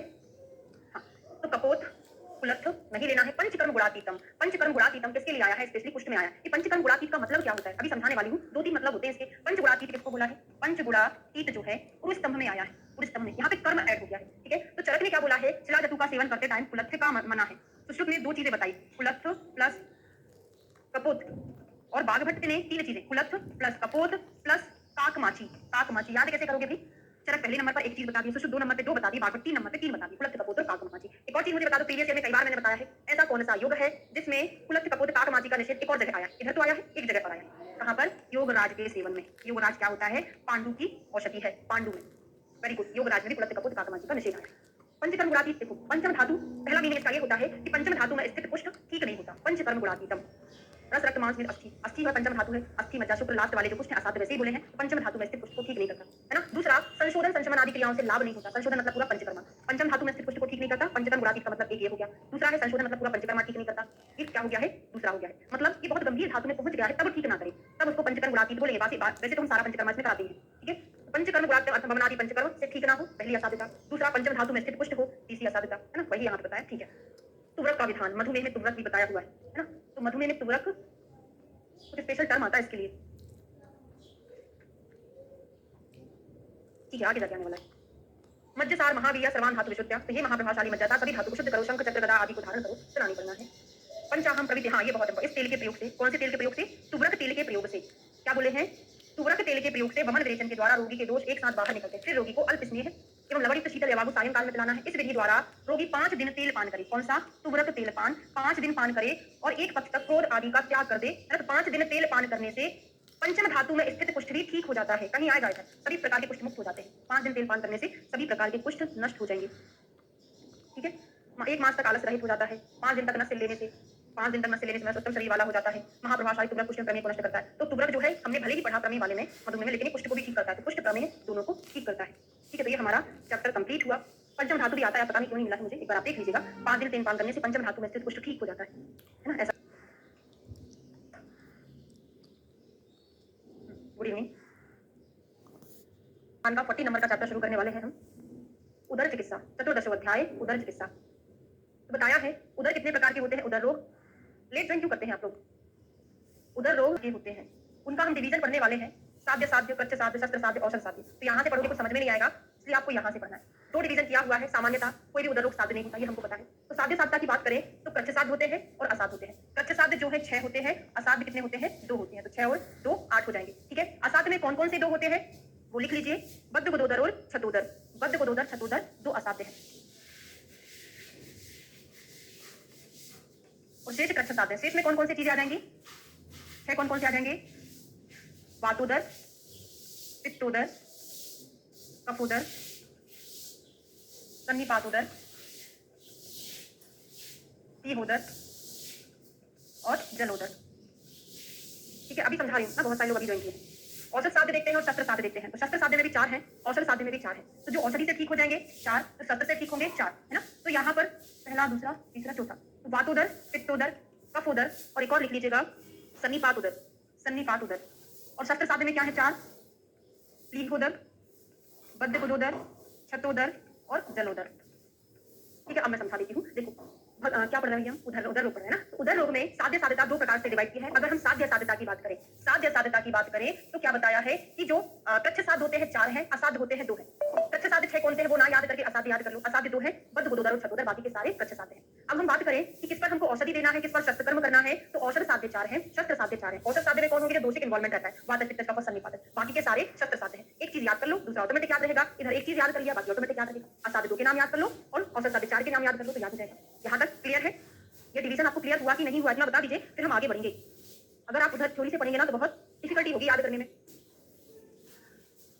ठीक है, तो यहाँ पर वही लिखा हुआ है, इधर भी लिख दिया है, वात पित्त कफ सन्निपातन जो है। अब क्या लिखा है रहने दो, है ना, वही से याद कर लो जो मैंने बताया हुआ है बस। ठीक है, चलो। उधर रोग में पक्षापत्ति क्या होता है? उधर रोगी को गुरु अभिचंदी रुक्ष विदाही स्निग्ध मेरे समान पदार्थों का भोजन तथा स्नान नदी में तैरना आदि त्याग देना चाहिए। बहुत इंपॉर्टेंट है। हमने क्या देखा था कि रोगा सर्वे अपनी मंदाग्नि जाएंगे, जितने भी रोग होते हैं मंदाग्नि, स्पेशली उधर के रोग जो है मंदाग्नि से ही जुड़ते हैं। तो हमको यहाँ पर अग्नि को दीप्त करने वाले आहार लेना पड़ेगा। यहाँ पर हम हैवी आहार नहीं लेंगे, है ना, जो हमारी अग्नि को मंद करेगा। तो गुरु अभिचंदी बाकी रुक्ष विदाही स्निग्ध विशिष्ट आदि आहारों का भी मना किया है। स्नान और नदी में तैरना भी नहीं चाहिए, ये बहुत इंपॉर्टेंट है। स्नान नदी में तैरना नहीं है ना। साली साथी जो गेहूं निवार को भोजन हमको डेली लेना चाहिए। अब वातोदर पित्तोदर कफोदर की चिकित्सा हम देखते हैं। हाँ, अश्मरी में मना किए हैं, जल में तैरना। ठीक है, अब लिख लीजिए, फिर से यहाँ पर एक चार्ट बना देती हूँ, याद करने में आसानी होगी। तो वातोदर पित्तोदर और कफोदर। ठीक है, अब वातोदर में स्नेहन विरेचन आस्थापन अनुवासन, यहाँ पर लिखना है आपको। स्नेहन किससे करना है, विरेचन किससे करना है, आस्थापन अनुवासन के लिए क्या यूज करना है, आस्थापन और अनुवासन के लिए क्या यूज करेंगे। तो वातोदर में स्नेहन के लिए विदारी गंधादि से सिद्ध तैल से करना है। तो यहाँ पे गढ़ बस लिख देती हूँ मैं, विदारी गंधादि गढ़ वात शामक होता है। ठीक है, पित्तोदर में क्या करना है हमको, काकोल्यादि। काकोल्यादि जो है पित्त शामक होता है, काकोल्यादि गढ़ से सिद्ध स्नेहन से स्नेहन करना है। और कफ में पिपल्यादि, पिपल्यादि क्या होता है, उष्ण होता है, कफ का लेखन करता है। ये हमने याद किया। अब याद करेंगे विरेचन। विरेचन का कोड बना लो, LNS, लेंस कोड है हमारा लेंस। ठीक है, नॉर्मल लैंग्वेज में LEN ऐसे लिखते हैं ना, तो यहाँ पे मैंने LNS करके लिख दिया। L फॉर हो जाएगा लोथादि, सॉरी लोध्र, निशोथ और सेहुंड। यहाँ पर लोध्र से विरेचन कराना है, N फॉर निशोथ से कराना है, निशोथ, और S फॉर सेहुंड से कराना है। सेहुंड मतलब क्या होता है, सेहुंड किसका पर्याय है, सेहुंड पर्याय किसका, स्मूही का होता है। तो लेंस याद कर लिए। आस्थापन अनुवासन में देखेंगे एरंड तेल प्लस विदारी गंधा। यहाँ पे एरंड तेल वैसे नाम बोला ही है ना, प्लस विदारी गंधा, मतलब आस्थापन अनुवासन में दोनों का यूज करना है। एरंड तेल अनुवासन में कर लेंगे, विदारी गंधादि गढ़ का स्वाद बनाकर आस्थापन में दे देंगे। या फिर ऐसे भी सिद्ध कर सकते हैं, एरंड तेल को विदारी गंधादि औषधियों से सिद्ध करके हम अनुवासन बस्ती दे देंगे। नाम याद कर लो, एरंड तेल प्लस विदारी गंधा। यहाँ पे यज्ञोदादि और मुष्कादि, यज्ञोदादि ये पित्त शामक होता है और मुष्कादि कफ शामक होता है, मुष्कादि। ठीक है, कभी पूछ ले तो आज तक तो नहीं पूछा गया ये क्वेश्चन। तो विदारी गंधा काकोल्यादि विपल्यादि, लेंस याद कर लिया, लोथ निशुद्ध से आस्थापन अनुवासन में एरंड तेल विदारी यज्ञोदादि और वहां पर मुष्कादि। ठीक है, क्लियर है, लिख लिए ना। यहाँ पर यही तो लिखा था। देखिए बाद में क्या कराना, विदारी गंधा से सिद्ध घृत द्वारा स्नेहन है, लोध्र से सिद्ध घृत के द्वारा विरेचन दिया, एरंड तेल में से विदारी गंधा से आस्थापन अनुवासन दिया। ठीक है, और सालवड़ उपनाह बांधना है। यहाँ से एक चीज ये बस आपको एक्स्ट्रा करना है। ठीक है, पित्तोदर में काकोल्यादि से सिद्ध घृत से स्नेहन है, फिर निशोथ से सिद्ध घृत से विरेचन है, और यंत्रोदादि से आस्थापन अनुवासन है। बाकी उल्टे बांधना था, विदारी गंधा से सिद्ध दूध के साथ विरेचन, अब वो नहीं करना। ऐसे ही इसमें श्लेष्मांत पल्य आदि से सिद्ध घृत से स्नेहन हो गया, सेहुंड के दूध से विरेचन दे दिया, उसके बाद आस्थापन अनुवासन में मुष्कादि गढ़ से सिद्ध करके आस्थापन अनुवासन दे दिया। ठीक है, ओके, लिख लो, एक बार और दिखा दिया है मैंने, लिख लो। ठीक है, क्योंकि हम ऐसा पढ़ेंगे, थ्योरी पढ़ेंगे तो उतना अच्छे से याद नहीं होगा। अगर आप ऐसा चार्ट बना लेंगे ना तो याद रहेगा, हमेशा याद रह जाएगा। ठीक है, हो गया। हर्षित गुप्ता क्लियर है। अब आता है दूष्योदर, बहुत इंपॉर्टेंट ट्रीटमेंट है, बहुत ज्यादा पूछा गया है। कृष्ण सर्प से फलों को कटवाकर खाना है किसका है। दूष्योदर मतलब दूषी विष, दूषी विष मतलब विष वाले जानवर से कटवा के खाना है। तो कृष्ण सर्प से फलों को कटवाकर किसमें खाया जाता है। तो दूषी विष उधर को असाध्य समझकर सतला सेहुंड शंखनी के स्वर से सिद्ध घृत द्वारा 1 माह 15 दिन में विरेचन, इतना याद रखो, विरेचन कराते हैं। और सबसे इंपॉर्टेंट, काले सर्प से गन्ने के टुकड़े या ककड़ी आदि फलों को कटवाकर खाना है। तो याद कैसे रहेगा, दूष्योदर या दूषी विष टाइप का है तो विष वाले का सेवन कराना है ना। मूलचम गंधम विषम आसेवे, मूलकंद आदि आदि को खाना चाहिए। तो ये बहुत इंपॉर्टेंट है, एक ही ट्रीटमेंट मोस्ट इंपॉर्टेंट है। अब उदर रोगों में क्या करना, एक सिद्धांत होता है। उदर रोग का चिकित्सा सिद्धांत क्या है, कुपिता अनिल मूलत्वात् संचितान मलस्यजा सर्वे सर्वोदरेषु प्रशंसन्ति बहुसत्व अनुलेमनम अनुलोमनम। क्या बोला है, उदर रोग दोषानुलोमन की प्रशंसा, जैसे कि प्रकोपित वायु और मल का संचय उदर रोग की उत्पत्ति में मूल कारण है। मंदाग्नि हुआ, दोषों का संचय हो जाएगा, मार्गावरोध हो जाएगा, तो वायु का प्रकोप हो जाएगा। इसलिए हमको यहाँ पर दोनों चीजों को ध्यान में रखना है। आप बोलोगे मैडम वायु का प्रकोप हुआ है, मल का संचय हुआ है, तो क्यों ना हम मस्ती दे दे, विरेचन क्यों देंगे इसमें। तो देखिए होता क्या है, हमको दोनों दोषों को ध्यान में रख के चिकित्सा करना पड़ता है। पहला तो यहाँ पर मंदाग्नि भी है। मंदाग्नि का मीनिंग ये आपके काम का नहीं है, लेकिन फिर भी थोड़ा सा समझ लो, ये पीजी में आप पढ़ोगे। मंदाग्नि किस कारण से हुई होगी, समान वायु जो होती है पचाने का काम करती है, इसका आवरण दोषों ने कर दिया है, मतलब कफ ने कर दिया है, या जो मल की वृद्धि हुई है उन्होंने आवरण कर दिया है। इसमें हमारा सिद्धांत क्या होगा, आवरण का सिद्धांत देखते हुए हमको बाहर वाले की चिकित्सा भी करना है, साथ में अंदर वाले की भी करना। अगर आप बोलोगे मैडम आवरण है तो हम वमन क्यों ना करा दें, वमन कराओगे तो वायु का चिकित्सा कैसे हुआ, वायु का तो प्रतिलोम गमन हो जाएगा ना। तो वायु को हमको अनुलोमन भी कराना है और शोथ से अवरोध को भी हटाना है। इस कारण से हम विरेचन किस पर्पस से कराते हैं, शोथ अवरोध को हटाने के लिए और साथ में वायु का अनुलोमन करने के लिए। फिर आप बोलोगे मैडम बस्ती दे सकते हैं, बस्ती वायु का अनुलोमन कर देगा, बाकी पित्त को तो निकालता, लेकिन वस्ती तीक्ष्ण संशोधन में नहीं आता, है ना? तीक्ष्ण संशोधन यहाँ पर इसलिए करना पड़ रहा है क्योंकि यहाँ पे मार्गावरोध है। मार्गावरोध हटाने का काम वस्ती का नहीं होता, वो मनोज विरेचन का होता है। आपके काम का बिल्कुल भी नहीं है। बात आई है तो मैंने बता दिया कि क्यों यहाँ पर हम विरेचन कराते हैं, है ना? अनेक बार विरेचन कराना चाहिए, वायु और मन का संचय होता है इस कारण से, बहुत इंपॉर्टेंट है। इंटरव्यू में इस टाइप के क्वेश्चन पूछे जाते हैं। सर जी ने टर्म दिया है नित्य विरेचन कराना चाहिए, नित्य विरेचन। उदर रोगों में कतिपय सामान्य, इसके आगे साधारण रोगों का वर्णन किया जा रहा है, जैसे कि एरंड तेल प्रतिदिन 1 या 2 मास केवल गौमूत्र या दूध के साथ दे। एरंड तेल क्या होता है? विरेचक होता है। किसके साथ देना है हमको? गौमूत्र दुग्ध के साथ। या फिर ये भी क्वेश्चन एग्जाम में पूछा है, दूसरा योग क्या है? निराहार रहकर भैंस का मूत्र और दुग्ध के साथ 7 दिन तक सेवन करना है। देखिए 1 महीना 2 महीना तक एरंड तेल गौमूत्र या दुग्ध के साथ दे, विरेचक होता है। नित्य विरेचन तो कराना है हमको उसमें। दूसरा योग महिष का मूत्र या दुग्ध हमको 7 दिन तक देना है। फिर अन्य जल का त्याग कर, अन्य जल दोनों का त्याग करके 15 दिन ऊँटनी का दूध पीना है। तो ऊँटनी का दूध उदर रोग के लिए अच्छा है। उसे उदर ऐसे याद किए थे, ये दुग्ध है, मूत्र कहीं और पढ़ते हो। बात समझ में आ गई ना? अन्य जल का त्याग करना है, ऊँटनी का दूध पीना। 3 योग याद रखना, एक एरंड तेल, दूसरा भैंस वाला, तीसरा ऊँट वाला, याद रहेगा। ये मूत्र था, दुग्ध था, और यहाँ पर केवल दुग्ध की बात करते हैं। फिर गुड़ के साथ हरित की, तो गुड़ हरित की यहाँ पर भी बता दिए, कहाँ और बताए हैं वो लिख लेना। तो गुड़ हरित की सेहुंड के दुग्ध में एक सहस्त्र पिपली, है ना? तो सेहुंड का दुग्ध 1000 पिपली जितने समय में खा सके, अथवा हरण और पिपली के चूर्ण को सेहुंड के दुग्ध में देना चाहिए। तो गुड़ हरित की भी यहाँ पर बताए। ठीक है, फिर गाय के दूध में सेहुंड का दूध मिलाकर, मतलब तीक्ष्ण कर दिया। गाय का दूध उतना तीक्ष्ण नहीं होता, हाँ बिल्कुल। हाँ, ऊँटनी मूत्र हमने समय के लिए कुछ में पढ़ा था। ऊँटनी का मूत्र कुछ में पढ़ा था। ऊँटनी का मूत्र प्रयोग 6 माह तक करें, क्रमयुक्त कुछ में पढ़ा था भैया ना, क्रमी में हमने नहीं पढ़ा है। वो लीड पढ़ा था, ऊँट खच्चर गधा का पुलिस पढ़ा था हमने, ठीक है? ओके, हाँ। गाय के दुग्ध में सेहुंड का दूध मिलाकर देना है, विरेचक होगा। कितना देना है? 1 मास या 15 दिन तक देना चाहिए। हाँ, गुड़ हरि की बात रखनी पड़ा था, आज में भी आता है, ठीक है। मूत्रवर्ती अनाहवर्ती का प्रयोग करते हैं, है ना? विरेचन कराती है। मूत्रवर्ती उदर रोग में बहुत फायदेमंद है। मूत्रवर्ती क्या कराती है? विरेचन करा देती है ना? गुदा में इसको लगाते हैं तो विरेचन जैसा ही काम करती है, ठीक है। जब तक भली भांति सिद्ध हो जाए, अब नहीं करना। एक प्रमाण में क्या कहते हैं? अनाहवर्ती। तो मूत्रवर्ती अनाहवर्ती दोनों का दोनों उदर रोग प्रयुक्त किया जाता है। प्रमाण कितना बनाते हैं? अंगूठे के बराबर वर्ती बनाते हैं, अंगूठे के बराबर वर्ती बनाते हैं। शिला जटू का, हाँ, आप लोगों को देखने को हमने बोला था, देख लिए है। धातुओं का क्या क्रम होता है, उसी के आधार पर उनकी श्रेष्ठता है ना? हम नहीं देख पाए, भूल गए, ठीक है। प्लीहोदर चिकित्सा, तो दुष्योदर हमने देखा, प्लीहोदर देखते हैं। प्लीहोदर के रोगी को स्नेह स्वेदन करके छल के नोट भी साथ में बैठ के रखा करो, साथ में, ताकि आपको यहाँ जो पढ़ रहे वहाँ पे 2-3 लाइन में कवर हो तो और अच्छे से स्ट्रॉन्ग हो जाएगा। बाएं हाथ में क्या करना है? सिरा का वेधन कहाँ करते हैं? बाएं हाथ में नागवंग स्वर्ण रजत ताम्रलोह। ओके, ये लिख लो, नागवंग, सही बता रहे हो ना? नागवंग स्वर्ण रजत ताम्रलोह, ठीक है। बाएं हाथ में कर्पूर पर संधि के अंदर की सिरा का विधन, आप ध्यान करना है। सिरा विधन, आप सोचोगे सिरा विधन यहाँ करें या मुष्ट में करें? नहीं, ब्लड यहाँ से निकालते हैं ना, जब आप टेस्ट करवाते हो तो क्या है? सिरा का विधन करेंगे। और रक्त निकालने के लिए प्लीहा को हथेली से मले, फिर बमन विरेचन के द्वारा शरीर को शुद्ध करना। समुद्र से निकली शुक्ति क्षार दूध के साथ पिलाना। समुद्र से आपने जो शुक्ति निकाला है, उसका क्षार निकाला है, वो दूध के साथ तृप्त करें, अथवा हींग और सज्जी क्षार दूध के साथ पिलाएं, ठीक है। 2 चीजें देख लिए हैं। सिरा वेधन यहाँ पे करना है, वाम कर्पूर आप ध्यान कर, समुद्र से शुक्ति निकाली है, क्षार उसको दूध के साथ लेना है, ठीक है। ये सुश्रुत के अकॉर्डिंग बता रहे हैं, चरक का तो वही है, स्वर्ण रजत ताम्रलोह। उदर रोगों में षटपल घृत क्वेश्चन पूछा जाता है। षटपल घृत में कौन सा क्षार डला है? सबसे स्पेशल क्वेश्चन ये है, षटपल घृत कहां पर दिया जाता है? तो प्लीहोदर की चिकित्सा में, बहुत इंपॉर्टेंट है। क्या डला हुआ है इसमें? क्षार केला पूछा जाता है, बाकी सारा कंटेंट याद मत रखना, ये क्षार डलता है। पिपली पिपली जब चित्रक सोट पंचकुल डल गया, ये क्षार डल गया, सेंधा नमक, एक पल घृत का दूध में कष्ट, इन्हें सब मिलाना है। करना क्या है? विषम ज्वर आदि मंदाग्नि वाले रोगी को हिंगू आदि चूर्ण का उपयोग करें। एक चीज याद कर लो, क्या याद कर लो? कौन सा डला है? ये क्षार। कहां देते हैं? षटपल घृत प्लीहोदर में देते हैं। मंदाग्नि में क्या दे रहे हैं? हिंगू आदि चूर्ण दे रहे हैं। अब यक्टर दाल्योदर में क्या सिरा वेधन करेंगे? जो प्लीहोदर में किया था, बाम बाहु में, कर्पूर पर में, अब यहाँ पे दक्षिण पूर्व पर के आप ध्यान करेंगे, क्योंकि राइट साइड होता है यक्टर दाल्योदर में, इसी क्रियाविधि का व्यवहार करना है। प्लीहोदर अंतर यही है कि सिरावेद दाहिनी हाथ में करना है, दाहिने पूर्व पर में करना चाहिए। सिरादाह कहाँ करेंगे? सिरावेधन तो यहाँ कर दिए, दाह कहाँ करेंगे? तो मणिबंध सत्य नाम्य, मणिबंध को थोड़ा सा झुकाकर बाम अंगुष्ठ समीरिताम, बाम अंगुष्ठ की ओर जाती हुई सिरा का बाएं से शीघ्र चला दे। मणिबंध को थोड़ा सा झुकाया, ऐसे झुकाना जो भी है, इसमें मणिबंध से अंगुष्ठ की ओर जाते हुए, कौन सा? लेफ्ट अंगुष्ठ होना चाहिए, लेफ्ट थंब, है ना? तो यहाँ से जाती हुई सिरा का दहन करना है, और यहाँ पर क्या करना था? वेधन करना था, सिरा वेधन। यहाँ पे दाह कर्म करना। दोनों ही चीजें प्लीहास पूछे जाते हैं प्लीहोदर से, एक सिरा दाह, दूसरा दहन कर्म, तीसरा षटपल घृत, उसमें कौन सा क्षार डला है? ये क्षार डला, ठीक है। अब ऑपरेशन आगे दोनों, बद्ध उदर और परिस्रावी उदर। परिस्रावी उदर को ही हम छतोदर नाम से जानते हैं। क्या होता है इसमें? स्नेहन स्वेदन कराना है, अभ्यंग कराना है, नाभि के नीचे, हमेशा यही पढ़ते हो, नाभि के नीचे। अब ये क्यों का रीजनिंग नहीं पढ़ना है, बहुत ज्यादा हो जाएगा, क्योंकि मैं एक्सप्लेन करने बैठूंगी हर एक चीज का क्यों, तो फिर बहुत ज्यादा हो जाएगा, है ना? उसमें बहुत सारा नर्वाइन का जो करेक्शन होता है वो प्लीहा से होता है डायरेक्ट, है ना? वो हमको नहीं पढ़ना है, ठीक है। पीजी के हिसाब से तो बिल्कुल नहीं पढ़ना है। नाभि के नीचे वाम भाग में रोम राजी से 4 अंगुल हटना है। वाम भाग में रोम राजी से क्या करना है? 4 अंगुल हटना है। उधर में चीरा लगाना है, और हाँ, आंत भी 4 अंगुल ही निकालना है। नाभि के नीचे वाम भाग में रोम राजी से 4 अंगुल हटे, और 4 अंगुल आंत को बाहर निकालना है। भली भांति परीक्षा करके बद्ध गुदोदर में क्या था? आंतों का अवरोध हो गया था, तो आंत को हमने निकाला। अगर उसमें बद्ध गुदोदर था तो हम आंत के अवरोध को निकाल देंगे, बाल पत्थर मल को दूर करें। फिर आंतों में मधु एवं घृत लगाना है, अवरोध को हटा दिए, मधु घृत लगा दिए, फिर आंतों को फिर से वापस पेट में डाल देना, जहां से निकाला था यथास्थान स्थापित करके, उधर के बाहरी वर्ण को सिल देना। क्या किया था? 4 अंगुल निकाला, अवरोध को हटा, मधु घृत लगाया, अंदर डाला, सिल दिया, ये बद्ध गुदोदर था। अगर वो हमने आंत निकाला, वो परिस्रावी उदर था, तो क्या करना है? परिस्रावी उदर में इसी प्रकार शल्य को निकालकर आंतों के स्राव को साफ करना है, छिद्र वाली आंत को बराबर मिला देना है। अब उसमें काली चीटियों से कटवाना, यही क्वेश्चन पूछा जाता है। काली चीटियों से कटवाना किस उदर की चिकित्सा है? परिस्रावी की है। जब चींटियां आग को पकड़ ले, उनका धड़ सिर से अलग कर दे और पहले की भांति उधर को सिल दे। थोड़ा उनका सिर उसी में लगा रहने दिया, अंदर बिठा दिया, फिर सिल दिया, संधान करके मुलैठी मिली हुई काली मिट्टी का लेप करना है। क्या करना है? अब दोनों के लिए कॉमन आ गया ये, मुलैठी मिली हुई काली मिट्टी का लेप करके पट्टी बांध देना चाहिए।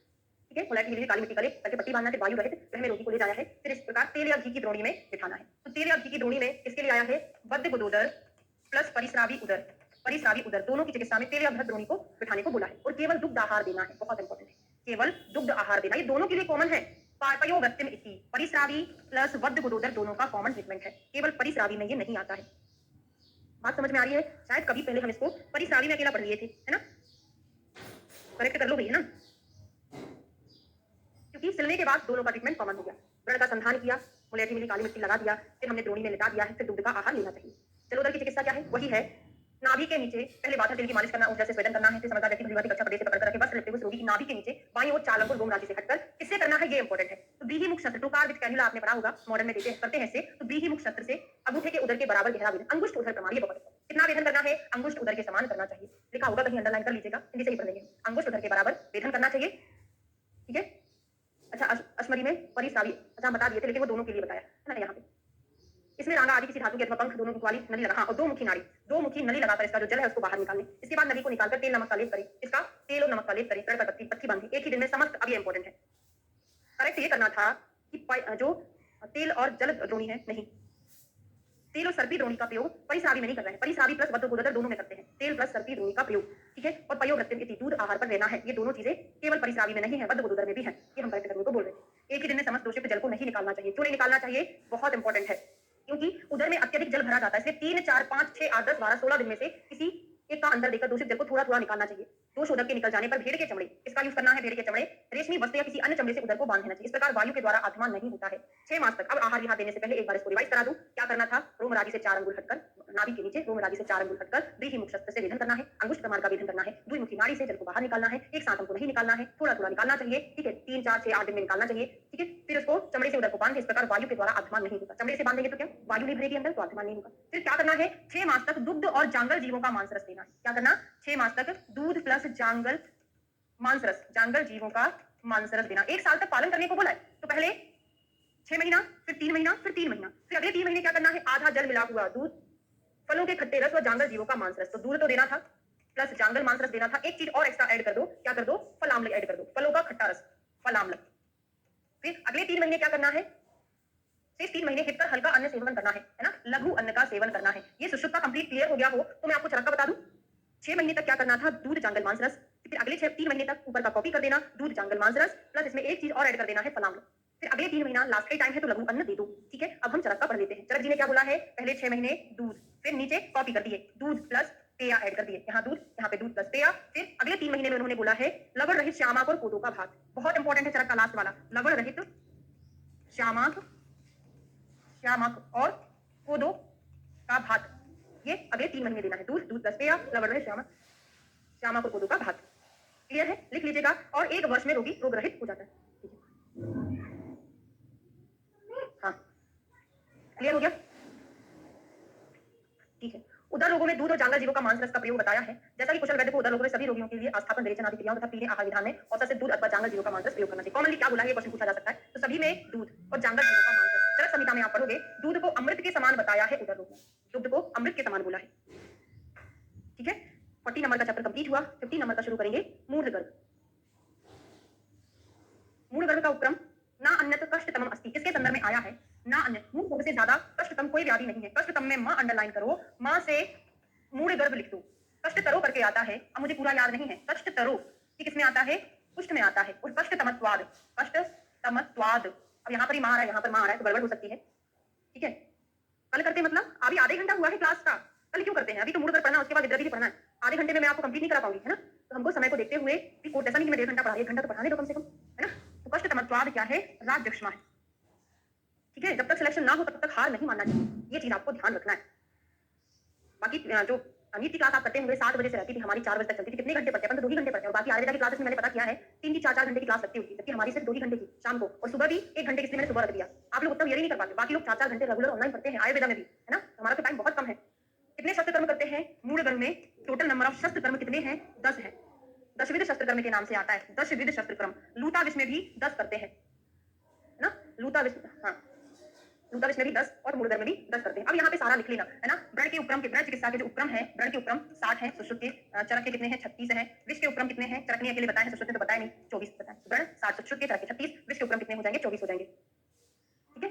मूलधर्म में मंत्र का प्रयोग, कौन से मंत्र का प्रयोग करते हैं, क्वेश्चन पूछा जाता है च्यवन मंत्र, है ना। च्यवन मतलब गर्भ निकालने वाले मंत्र। च्यवन मतलब ऐसा कुछ नहीं है कि च्यवनप्राश वाले च्यवन आ गए, यहाँ पर क्या है, च्यवन मतलब होता है निकालना। तो वैसे हमको यहाँ पे मंत्रों का उच्चारण करना चाहिए, बहुत इंपॉर्टेंट है। ठीक है, तो पहला क्वेश्चन तो यही बन जाता है, कितने 10वें शस्त्र कर्म होते हैं, कौन सा मंत्र यूज करते हैं, च्यवन मंत्र का यूज करते हैं। तीसरा क्वेश्चन यहाँ से बनेगा, आविशको विकारी सेवो गर्भस्य पादनम सचेतनम च शस्त्रे न कथंचना दारित सचेतनम दार्यमाणे की जननी आत्मानम चैव खाद्य। हिंदी से क्वेश्चन पूछा जाएगा कि मूल गर्भ को निकालने के लिए शस्त्र का प्रयोग, जीवित गर्भ को सचेतन शस्त्रे न कथंचना दारित। अगर गर्भ जीवित है तो कभी भी शस्त्र से नहीं काटना चाहिए, क्योंकि काटने पर माता और शिशु दोनों की मृत्यु हो जाती है। असहनीय व्याधि की दशा में गर्भपात करना कल्याणकारी होता है, गर्भिणी की मृत्यु ना हो इसलिए उपस्थित वस्तु को नहीं छोड़ना चाहिए, अर्थात उस समय गर्भिणी की रक्षा करना चाहिए। फिर वो कि पहला तो जीवित गर्भ को शस्त्र से नहीं काटना, रीजनिंग क्वेश्चन बनता है, क्यों नहीं काटना, क्योंकि इससे दोनों की मृत्यु हो सकती है। फिर अगर ऐसा कंडीशन आ जाए कि माता और बच्चे में से किसी एक को बचाना है तो हम किसको प्रेफरेंस देंगे, माता को, है ना। तो गर्भिणी की रक्षा हमको करनी चाहिए।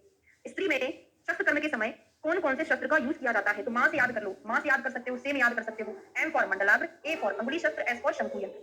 प्रीवियस ईयर में कई बार क्वेश्चन पूछा है, मंडलाग्र, अंगुली शस्त्र, शंकुयन। तो बहुत हाईलाइटेड चीजें पढ़ा रही मैं, ऐसा नहीं कि सारा कुछ पढ़ा दे रही हूं थ्योरी जैसा, ऐसा नहीं है भाई। 10वें शस्त्र कर्म पढ़े, कष्ट तमस्ती पढ़ा, ठीक है, च्यवन मंत्र पढ़ा, और अभी चौथा क्या पढ़ लिया है हमने, कौन कौन से शस्त्र का यूज कर रहे हैं, मां से याद कर लिया, किसको बचाना चाहिए ये हमने पढ़ लिया है। चल आपका हो चुका है, तो आपको रिवीजन चल रहा है।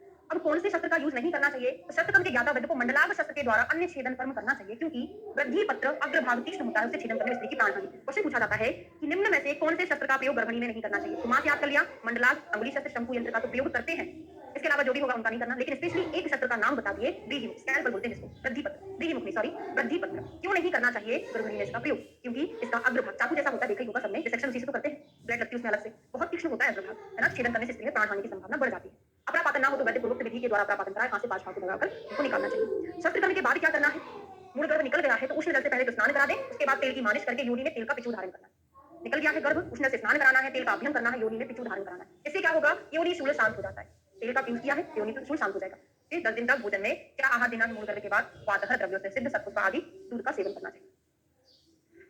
ठीक है, फिर शेष दिनों में अनुकूल आहार का सेवन करना चाहिए। उपद्रव विशुद्ध सुंदर वर्ण होने पर 4 मास। क्वेश्चन पूछा जाता है कि कितने महीने तक मूल गर्भ में आहार परिहार का पालन किया जाता है, 4 महीने तक। किसने बोला है, कोई मुझे रेफरेंस बता सकता है, हाँ, मास, मंडलाग्र, अंगुली शस्त्र, शंकु यंत्र, ठीक है, कोई बता सकता है किसने बोला है 4 महीने तक परिहार, तो सुश्रुत जी ने बोला है मूल गर्भ उपरांत, और भाव प्रकाश, भागवत ने बोला कि भाव प्रकाश ने बोला, भागवत बोले हैं, मुझे गलत याद होगा, फिर मैं नहीं लिखा रही है ना। तो सुश्रुत, और यहाँ पर एक और आचार्य का नाम देख कर लिख लेना, मुझे एकदम याद नहीं आ रहा है, ठीक है। तो बलातेलम इदम 4 से दध्यात अनिल निवारणम, बलातेलम 4 से दध्यात अनिल निवारणम, भोजन में वातनाशक अधोलिखित बलातेल का प्रयोग करना चाहिए, है ना। योनि में संतर पर अभ्यंग पान वस्ती आदि का प्रयोग करते हैं। सूतिका में बलातेल, सूतिका में बलातेल, राज्य में तद्धि कतम राजमात्रा शरा सुखी नाम सुकुमार, इतना याद कर लो, सूतिका में बलातेल का प्रयोग करते हैं आचार्य बागभट्ट। अब इसमें संग्रह हृदय का रेफरेंस देख लीजिएगा, एक बार प्रीवियस क्वेश्चन पेपर में आया था कि बलातेल का प्रयोग कहां किया है, अभ्यंग के लिए किया है, किसने, सूतिका में भी किया है और बालक में, बच्चे में भी किया है ना। ये बागभट्ट ने बोला है। संग्रह हृदय का रेफरेंस अब मुझे याद नहीं है, आप देखकर एक बार लिख लीजिएगा, है ना। सूतिका में भी और बालक में भी, दोनों में करने को बताया। शतपाक बलातेल तो बलातेल हो गया, एक शतपाक बलातेल है, इसका भी सूतिका में यूज करते हैं। ये चैप्टर हमारा कंप्लीट होता है, ठीक है। अगला विद्रधि, तो विद्रधि से केवल, विद्रधि चिकित्सा से केवल 2 या 3 क्वेश्चन बन पाते हैं, क्योंकि यहाँ पर अष्टांग संग्रह इन शिशु सूतिका संग्रह का हृदय भी एक बार देख लीजिएगा। आप पक्षाघात में तो था, मुझे संग्रह का याद था लेकिन हृदय का नहीं, उसमें मुझे थोड़ा सा याद है, ऐसा संभावना बता रही हूं, एकदम कंफर्म नहीं बता रही। उसमें आंसर ये था कि अष्टांग हृदय संग्रह दोनों ने बताया हुआ है, सूतिका में और शिशु में, मुझे ऐसा याद आ रहा है। तो डाउट क्लियर करने के लिए आप संग्रह, वैशाली चौधरी, है ना, आपको कल बताना, मैं लिख लेती हूँ आपका नाम, ठीक है। हृदय में देख लेना और संग्रह में, ठीक है। क्या बताना है आपको, बलातेल किसने बताया है, संग्रह हृदय दोनों को देख लेना, ठीक है। लिख के रख लिया, मुझे याद नहीं रहता ना मैंने किससे क्या क्वेश्चन किया हुआ है।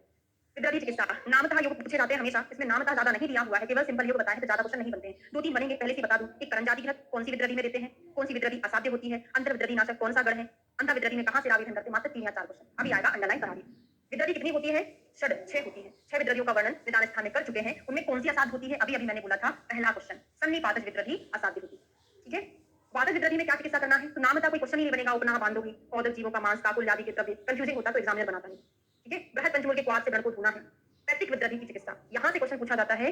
पित्तज विद्रधि में, एक मिनट, हाँ, शर्करायुक्त, क्या यूज कर रहे हैं हम, शर्करायुक्त जीवनीय सिद्ध घृत के द्वारा परिचय करना। शर्करायुक्त कैसा होगा, शीतल हो जाएगा, इसका प्रयोग हम कर दिए। शीतदक्ष प्रपोंड्रिक हो गया, शीतल होता है, इसका प्रयोग करते हैं। करण जाति घृत का क्वेश्चन बनता है, करण जाति घृत कहां यूज करते हैं हम, स्पेशली पित्तज विद्रधि में आया। तो पहला क्वेश्चन क्या है आपका, सन्निपातज विद्रधि असाध्य है। 6 प्रकार की विद्रधि हमने पढ़ी थी, वातज, पित्तज, कफज, रक्तज, सन्निपातज और अभिघातज। उनमें से सन्निपातज, हाँ, एक मिनट मैं देख रही हूँ, सन्निपातज गुरु चुरी इंपॉर्टेंट नहीं है। पित्तज क्या बोलते, पित्तज में हमने करण जाति घृत देख लिया, सन्निपातज असाध्य देख लिया, 44 देख रहे हैं ना, चल रहे हैं। श्लेष्मिक विद्रधि की चिकित्सा में क्या करना है, श्लैष्मिक विद्रधी में अलाबू से रक्त बार बार निकालना है।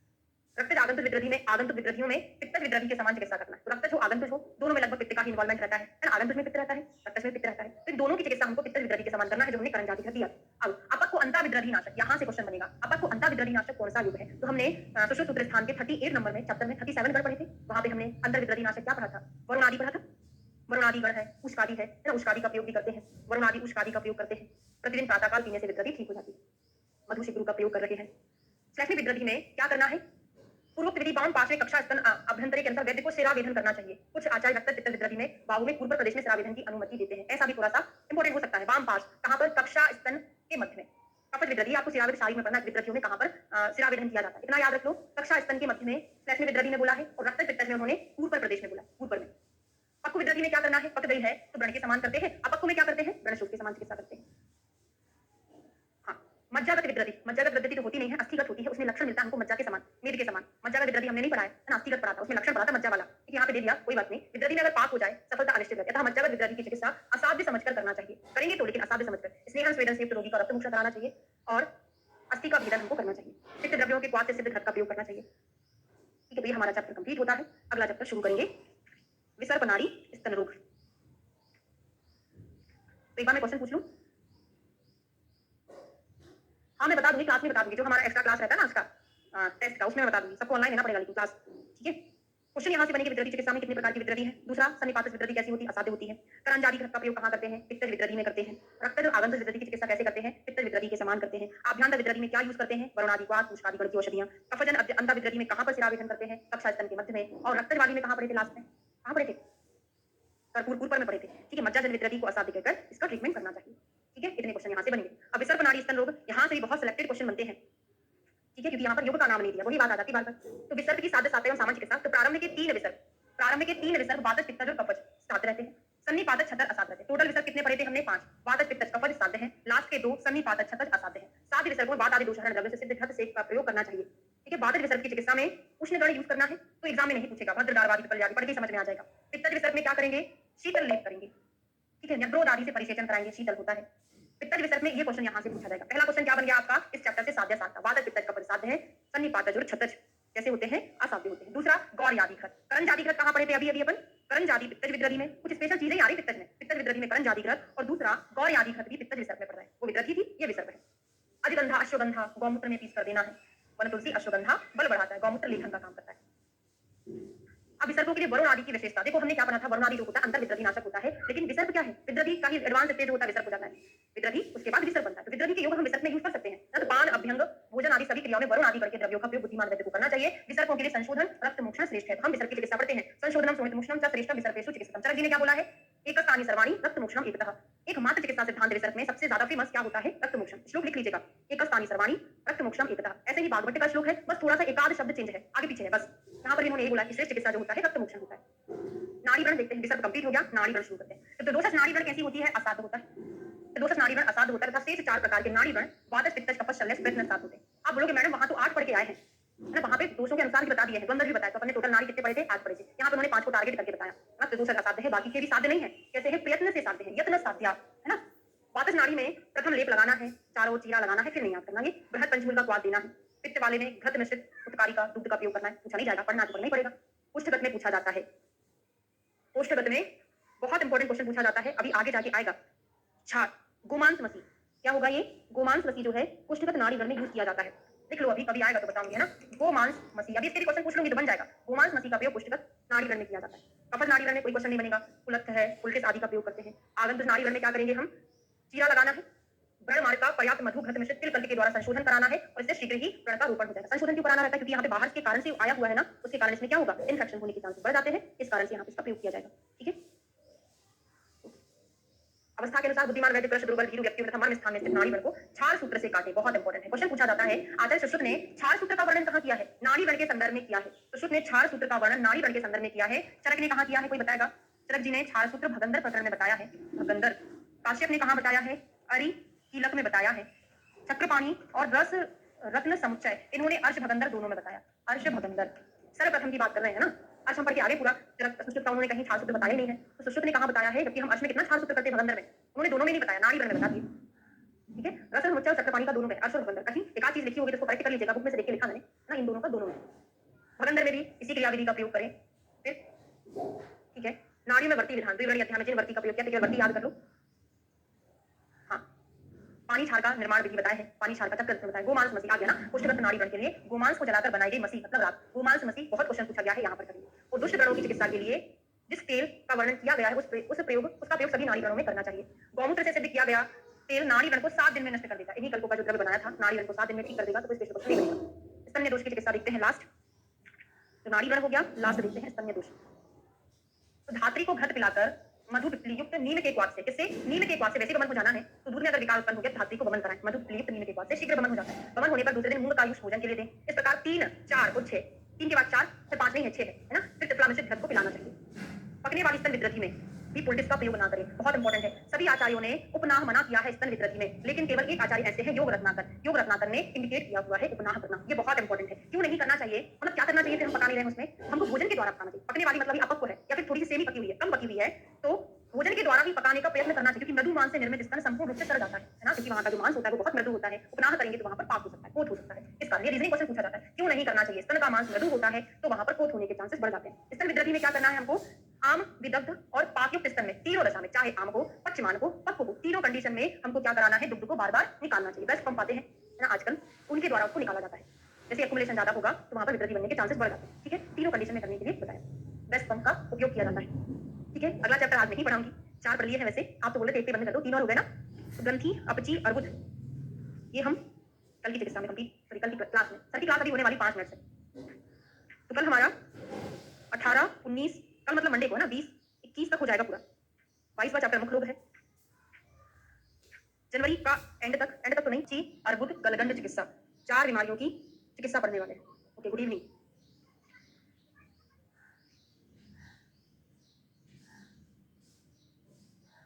ग्रंथिषु अथा आमेषु, मैंने आपको कंसेप्ट बताया है हमेशा कि अगर आम अवस्था है तो कैसी चिकित्सा करेंगे, व्रण शोथ के समान या फिर केवल शोथ के समान, है ना। अवतर्पण से लेके विरेचन पर्यंत चिकित्सा, मतलब 11 विधान जो हमने षष्ठी क्रम में पढ़ा था। ठीक है, और पक्व अवस्था में क्या करते हैं, व्रण के समान चिकित्सा करते हैं। ये कंसेप्ट हमेशा फॉलो होगा सुश्रुत संहिता में। ठीक है, तो आम ग्रंथि में जाने वाला व्यक्ति अपक्व विद्रथी में शोथ चिकित्सा विधि, अवतर्पण से लेके, ग्रंथि है विद्रथी नहीं है, क्या है, ग्रंथि, अवतर्पण से लेके विरेचन पर्यंत एकादश क्रिया का प्रयोग करें और रोगी के बल की सदा रक्षा करती रहे। केवल एक ही पूछा जा सकता है यहाँ से कि आम में आपको क्या करना है, इसके समान चिकित्सा करना है, वही विरेचन पर्यंत शोथ चिकित्सा में हमने जो पढ़ा था वही करना है। आम ग्रंथि में स्नेहपान, तो आम ग्रंथि में स्नेहपान किया जाता है किसके द्वारा, तेल या घृत, या तेल घृत तो दोनों, या तेल घृत और बसा तीनों, मतलब ये जब 2 स्नेहों को मिलाया जाता है तो यमक बोलते हैं, त्रिविध बोलते हैं, और 4 को मिलाया जाता है तो महास्नेह बोला जाता है। ठीक है, तो तीनों को मिलाकर प्रसारणी रश्मों से तेल से 2 स्नेहों से हमको क्या करना चाहिए, इसमें स्नेहपान करना चाहिए। कोई भी क्वेश्चन नहीं बनेगा। वहां से वातजन ग्रंथि की चिकित्सा पूछी जाती, क्या करोगे, तो वातजन ग्रंथि में हम क्या कर रहे हैं, उपयुक्त जो औषधियां हैं उनका प्रयोग करके लेप लगा रहे हैं। पॉइंट बस याद रखेंगे, मेडिसिन का नाम याद नहीं करना है कि कौन सी ड्रग दे रहे हैं, सिद्धांत याद होना चाहिए। तो क्या करेंगे, पहला प्रलेप लगा रहे हैं, स्नेह उपनाह करते हैं। इसमें उपनाह मतलब वही औषधियों का चूर्ण लिया, गुथा उसको उत्कारिका जैसे बना के लगा लिया, उपनाह कहलाता है। तो प्रलेप करते हैं, स्नेह करते हैं, उपनाह करते हैं। ठीक है, अथवा पकी हुई ग्रंथि को क्या करना है, पस निकालना है। वातज ग्रंथि कैसी ग्रंथि है जो अभी पकी नहीं है, उसमें हम ये सारी चीजें करते हैं, उस औषधियों का लेप करेंगे ताकि वो पक जाए, या फिर क्या करेंगे, विभिन्न प्रकार के स्नेह का प्रयोग करेंगे, या फिर उपनाह बांधेंगे ताकि वो पक जाए। अगर पकी हुई ग्रंथि है तो क्या करना है, उसको चीरकर भेदन कर पस निकालना चाहिए। फिर क्या करेंगे, सेवन अपना के कल्प से अब जो हमने क्वाथ बनाया था उसे संशोधन कर देंगे। उसके बाद दूध के द्वारा सिद्ध तेल से शुद्ध व्रण का रोपण करेंगे। इतना ज्यादा कोई क्वेश्चन नहीं पूछा जाता वातज ग्रंथि का, जहां पर स्पेशल कुछ पॉइंट रहता है ना वहां से क्वेश्चन बनता है। जैसे मेरुदंड ग्रंथि में समूल छेदन करते हैं, तो इस टाइप का कंसेप्ट वाला क्वेश्चन बनता है। स्नेहन, उपनाह, स्वेदन, प्रलेप, प्रक्षालन, ऐसे कोई क्वेश्चन नहीं बनता, लेकिन पढ़ना है तो हमको थोड़ा सा हाईलाइट करके पढ़ना पड़ेगा ना। ठीक है, तो कभी छूटेगा। पित्तर में क्वेश्चन बनेगा, पित्तज ग्रंथि में जलौका से रक्त मोक्षण कराएं। जलौका जो होती है पित्त व्याधियों में प्रयुक्त की जाती है, शीतल होती है। बाकी यहाँ पर हमने कोई संघ से रक्त मोक्षण नहीं पढ़ा, वात में रक्त मोक्षण नहीं पढ़ा, पित्त में पढ़ा है जलौका से। और शीतल चीजों से परिचय करना चाहिए, दूध और जल से परिचय करना हितकर होता है। काबुल आदि जो गढ़ होता है पित्त शामक ही होता है। अपच ग्रंथि में पूरा ही पंचकर्मा करा दिया, तो स्पेशल क्वेश्चन यहाँ से बनेगा। वात में हमने पूरा पंचकर्मा कराया ही नहीं है, स्वेदन कराया, उपनाह कराया, शस्त्र कर्म भी कराया। शस्त्र कर्म मतलब हमने चीरा लगाकर पस को निकाला था, ये किया था। पित्त में रक्त मोक्षण कराया जलौका से, फिर हमने दूध से परिचय कर दिया। कफज वाले में पंचकर्मा सब कुछ कर दिया, स्नेहन, स्वेदन, वमन, विरेचन, वस्ती वगैरह नहीं दी, लेकिन स्पेशली जो मेन पंचकर्मा में जो मेन कर्म है शोधन वाले, वमन, विरेचन, ये पूर्व कर्म करा दिए, प्रधान कर्म करा दिए, रक्त मोक्षण भी करा दिए। कफज ग्रंथि के दोषों को दूर हो जाने पर स्विन्न शरीर वाले रोगी की ग्रंथि को अंगूठा, लोहा, पत्थर, बांस के दंड से विमलापन करें। मोस्ट इंपोर्टेंट है, विमलापन किस ग्रंथि में किया जाता है, वातज, पित्तज, कफज, तो किसमें करते हैं हम विमलापन, कफज ग्रंथि में करते हैं। मर्दन के द्वारा, मतलब उसको थोड़ा सा उंगलियों से दबाकर मर्दन करके उसको पकाना, ये होता है विमलापन। ठीक है, और जो ग्रंथि मर्म स्थान में हो तो क्या करेंगे, इसका शमंतों से कुशल चिकित्सक अपक्व अवस्था में ही चीर कर निकाले। मर्म स्थान में है तो पकी हो चाहे ना पकी हो, आप तो अपक्व अवस्था में ही उसको चीर कर निकाल दो, और रक्त रुकने पर अग्नि से जलावे, और सब्जा छक में कही गई मधु, घृत आदि का प्रयोग करें। तो हमेशा प्रैक्टिकली चीजें चीजें पढ़ोगे तो याद रहेगा। वात में हमने कुछ स्पेशल नहीं पढ़ा, प्रलेप पढ़ा, स्नेहन पढ़ा, उपनाह पढ़ा, पक्क में चीरा लगाया, उसके बाद शोधन वगैरह पट्टी वट्टी बांध दिया। पित्त में हमने जलौका से रक्त मोक्षण पढ़ा, है ना, शीतल चीजों से परिषेक करके काकुल आदि कर दिया। कफ में पंचकर्मा जैसा, मतलब वमन विरेचन अकेला दोनों है, पूरा तो नहीं है, इसमें हम स्वेदन किया और विमलापन। मर्म में ग्रंथि है तो क्या करोगे, उसको अपक्व अवस्था में चीर कर निकाल दोगे। उसके बाद हमको क्या करना है, क्या, हाँ, ये मर्म, हाँ हाँ सॉरी, मर्म स्थान में ना उत्पन्न हुई। अच्छा मैंने उत्पन्न हुई और ऐसा बोल दिया, नहीं, ना उत्पन्न हुई हो, है ना, तो अपक्व अवस्था में ही चीर कर निकाल दे और रक्त ना रुकने पर अग्नि से जलावे। और क्या करना है, रक्त के रुकने पर अग्नि से जलाए, सदा छत के समान उसकी चिकित्सा करना चाहिए। मांस ग्रंथि, मेरुदंड ग्रंथि का क्वेश्चन पूछा जाता है बहुत ज्यादा। मेरुदंड ग्रंथि में हमको समूल छेदन करना चाहिए, समूल छेदन, ठीक है। तो मेरुदंड ग्रंथि में तिलकल का पहले लेप करना, क्या करेंगे, तिलकल का लेप करेंगे, उसके ऊपर दोहरे वस्त्र से ढककर उसको डबल पट्टी कर देंगे। पहले हमने तिलकल लगा दिया, फिर उसकी डबल कोटिंग कर दी। उसके बाद अग्नि तप्त लोह शलाका से धीरे धीरे जलने से बचाते हुए बुद्धिमान व्यक्ति उसको स्क्रैपिंग करना, ठीक है ना, लोह शलाका से। और क्या करना है, इस ग्रंथि का स्वेदन कर ग्रंथि को शस्त्र से चीर कर मेद को निकाले, इसी को हम बोलते हैं समूल छेदन करते हैं। एक ही क्वेश्चन बनेगा, इस ग्रंथि का समूल छेदन किया जाता है मेरुदंड ग्रंथि का। और कौन सा तेल यूज करते हैं हम, द्विकरंज आदि तेल, द्विकरंज। और हमने ऐसा कुछ पढ़ा था, द्विकरंज तेल मेदोज ग्रंथि में यूज किया जाता है। करंज तेल आगे जाके मेदोज अरवद में पढ़ाऊंगी, है ना। करंज आदि घट पढ़ा था हमने, करंज आदि घट याद हो तो पित्तज ग्रंथि में पढ़ा था। द्विकरंज मेदोज ग्रंथि में पढ़ रहे हैं, साथ साथ लिखते चलना। वो घट था, करंज आदि घट, ये दो वाला है, द्विकरंज तेल है ये, ठीक है।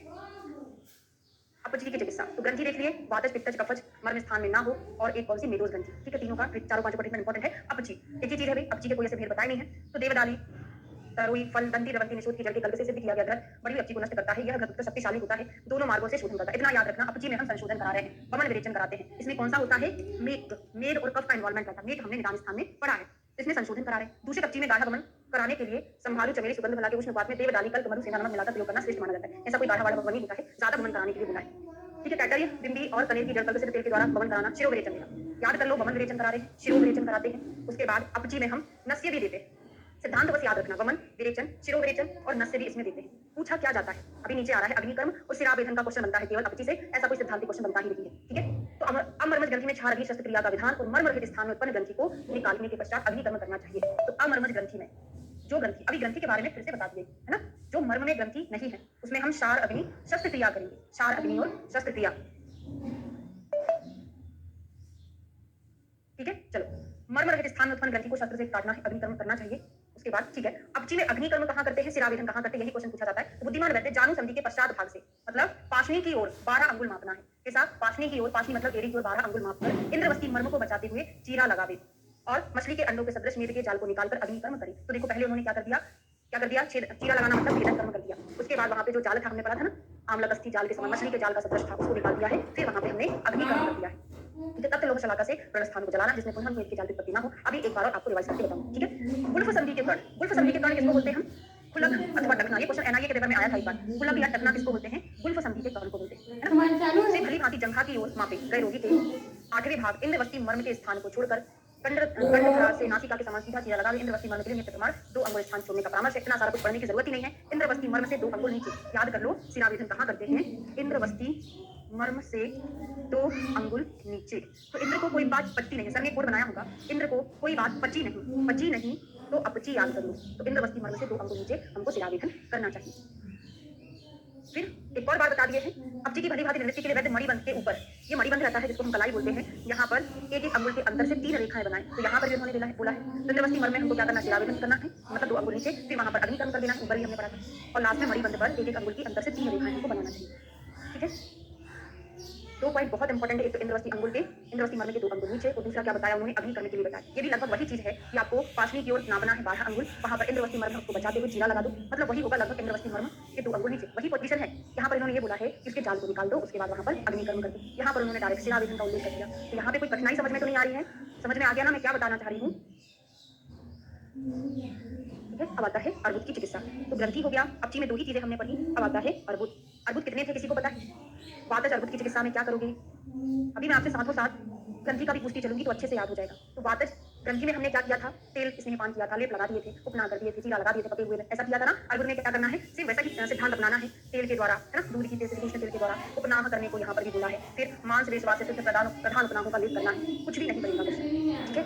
अगला आ जाइए पित्त में, सॉरी इसी का है, नाड़ी स्वेदन शंग के द्वारा अनेक बार रक्त निकाले, ये क्वेश्चन बनेगा। हमने ग्रंथि में ये कहीं पढ़ा था कि नहीं पढ़ा, वातज में शंग के द्वारा, पित्त में जलौका के द्वारा तो हमने पढ़ा था, पित्तज ग्रंथि में जलौका के द्वारा रक्त मोक्षण करें, क्या वातज ग्रंथि में पढ़ा था, पेज पलटा के एक बार देखिए, क्योंकि ये चैप्टर ऐसा है बार बार आप रिवाइज नहीं करोगे तो वो याद ही नहीं होगा। हमने वहां पर रक्त मोचन के संदर्भ में कुछ नहीं पढ़ा वातज में, लेकिन अर्बुद में पढ़ रहे हैं जरूर। ग्रंथि में नहीं पढ़ के आए हैं, अर्बुद में पढ़ रहे हैं। स्थान, हाँ बिल्कुल ठीक है, अब याद रखिएगा, है ना। अथवा वातज में द्रव्यों के क्वाथ तुम्हें काली से शतपात त्रिवृत स्नेह पिलावे। अब तेल पिला रहे हैं, इसलिए पिला रहे हैं तो वातज ही होगा। पित्तज में मृदु स्वेदन करें, उपनाह करे, विरेचन करें। क्या दे दिए? मृदु स्वेदन, क्योंकि ज्यादा तेज स्वेदन तो नहीं कर सकते हैं। क्यों नहीं कर सकते हैं? क्योंकि पित्त है, प्रकोपित हो जाएगा ना, तो मृदु स्वेदन, उपनाह कर दिया, विरेचन कर दूंगा। तो स्वेदन उपनाह के साथ विरेचन हो तो पित्तज अर्बुद है। अब उन्होंने क्या बोला कि उधर पित्तज ग्रंथि में बता दिया जलों का, इधर वातज अर्बुद में बता दिया संग, तो पित्तज में नहीं बताया। कुछ ऐसे कोरिलेशन करके आपको याद करना पड़ेगा, ठीक है। कफज अर्बुद की चिकित्सा, तो कफज ग्रंथि में क्या पढ़ा था हमने? पूरा पंचकर्मा जैसा पढ़ लिया था, विमलापन पढ़ लिया था। अब यहाँ पर क्या पढ़ेंगे? वमन से शुद्ध हुए रोगी को अर्बुद से अलाभु के द्वारा रक्त निकाले। अब यहाँ पर बता दिया उन्होंने रक्त मोक्षण अलाभु के द्वारा। तो वातज में बताया, पित्त में नहीं बताया, कफज में बता दिया, ठीक है। अधो मार्ग से विरेचन हो जाए। फिर कबूतर पारावत बड़ा इंपॉर्टेंट है। कबूतर पारावत का मल, कांसे की कली, कनिहारी और काकदन की जड़ गौमूत्र में पीसकर लेप करना। कुल मिला के थोड़ी सी तीक्ष्ण चीजों से, उष्ण चीजों से यहाँ पर लेप करने को बताया है। ये आप शल्य तंत्र में पढ़ चुके हो तो आपको जल्दी से याद भी हो रहा होगा। सबसे ज्यादा इंपॉर्टेंट क्वेश्चन क्या पूछा जाता है? क्रमी चिकित्सा कहाँ करते हैं? अर्बुद में कर रहे हैं। क्रमियों के द्वारा चिकित्सा ये लगा देते हैं अर्बुद में, जहां पर है उसको वो खा जाते हैं, अर्बुद ठीक हो जाता है। बचे हुए को लेखन करके निकाल देते हैं। यही तो बोला है, क्रमियों के खाने से अर्बुद काल तो भाग अवशिष्ट रह जाता है। बचा हुआ जो भाग है, बाकी तो क्रमी खा गए। बचा हुआ भाग है उसमें हमने लेखन कर दिया। अब लास्ट में बचा कुछ जो है अग्निकर्म कर दिया। तो क्रमी ने खाया, लेखन करा, उसके बाद अग्निकर्म कर दिया। अल्प मूल वाले अर्बुद को रांगा, तावा, शीशा, लोह पट्टी से चारों बांधना है। तो के प्राण की रक्षा करते सावधान चिकित्सक क्षार, अग्नि, शस्त्र अनेक प्रकार से करें, ठीक है। और व्रण के शुद्ध होने पर भारंगी आदि स्वतः पाक को प्राप्त होने वाले अर्बुद की चिकित्सा क्रिया कुशल वैद्य पक्को व्रण की चिकित्सा की भांति करें। वैसे तो अर्बुद में पाक नहीं होता, लेकिन कुछ स्पेशल अर्बुद हमने पढ़े थे जिसमें पाक होता है। कौन कौन से हैं वो? और एक और चीज, अर्बुद वैसे तो नहीं पकता, अगर वो स्वतः पक जाता है तो हमको पक्को व्रण के समान उसकी चिकित्सा करना है। दो ही चीजें अर्बुद से पूछी जानी है। क्लियर है? ओके। मेदो अर्बुद, तो जैसे हमने मेदोज ग्रंथि में पढ़ा था, वैसे ही मेदोज अर्बुद का सिद्धांत होता है। क्या सिद्धांत होता है? समूल छेदन कर दे। बाकी का पढ़ने की जरूरत ही नहीं है। क्या करना है? अर्बुद को चीर कर शुद्ध करे, रक्त बंद हो जाए, या जो है ना, शेष रह जाए, उत्पत्ति पुनः शीघ्र हो जाए, इससे समूल रूप से उनका छेदन कर देना चाहिए। कोई वातज बता रहा है, कोई रक्त बता रहा है, कोई मानसज बता रहा है। एक्चुअल में आंसर क्या है उसका? कौन से अर्बुद में पाक होता है?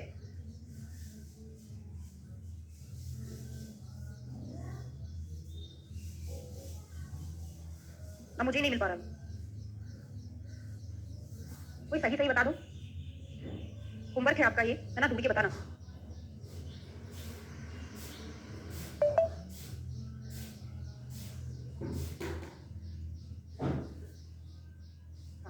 है, कंफर्म कर लेना, क्योंकि मेरे दिमाग से एकदम निकल गया। मुझे लगता है वातज ही याद आ रहा है। अब बहुत से लोग रक्त बस बता रहे हैं, हाँ, तो एक बार आप देख लीजिएगा। वातज गलगन की चिकित्सा देखते हैं। हाँ, वही अष्टविध मूत्र नाड़ी स्वेद करेंगे। कोई क्वेश्चन यहाँ से बनेगा नहीं, छोड़ दो उसको, है ना। कफज गलगंड में स्वेद उपनाह करेंगे, रक्त मोक्षण करेंगे, ऐसा कोई क्वेश्चन नहीं बनता है। पांचों नमक मिलाकर पिलाना चाहिए। गलगंड रोग में पथ्य क्या देना चाहिए? त्रिकटु, मतलब ये इसमें कफ की प्रधानता रहती है। हाँ, देख के बता दो एक बार। त्रिकटु चूर्ण मूंग का यूज देना है, कुल मिला के कफ को बचाने वाला। एक क्वेश्चन बनता है कि मेदोज गलगंड में क्या करते हैं? तो मेदोज गलगंड में स्निग्ध शरीर रोगी की पूर्व सिरा का वेधन करना चाहिए। सिरा वेधन करते हैं कहाँ पर? उरु की सिरा का वेधन, तो लिख लो। उरु संधि की सिरा का वेधन किया जाता है यहाँ पे। उरु संधि की सिरा का वेधन कहाँ किया जाता है? मेदोज गलगंड में किया जाता है। बहुत इंपॉर्टेंट है। गौमूत्र में घोलकर प्रातःकाल पिलाना चाहिए। साल सारादि गण का क्वाथ, साल सारादि गण और गोबर की राख, त्रिफला क्वाथ, गाढ़ बंधन बांधना चाहिए, जो कि भोजन का नित्य प्रयोग करना चाहिए। वो भोजन देना लेखन का काम करता है, ठीक है। एक बार मैं सुपरफिशियली सारा कुछ आपको बता दूं। हमने क्या क्या चीजें पढ़ा?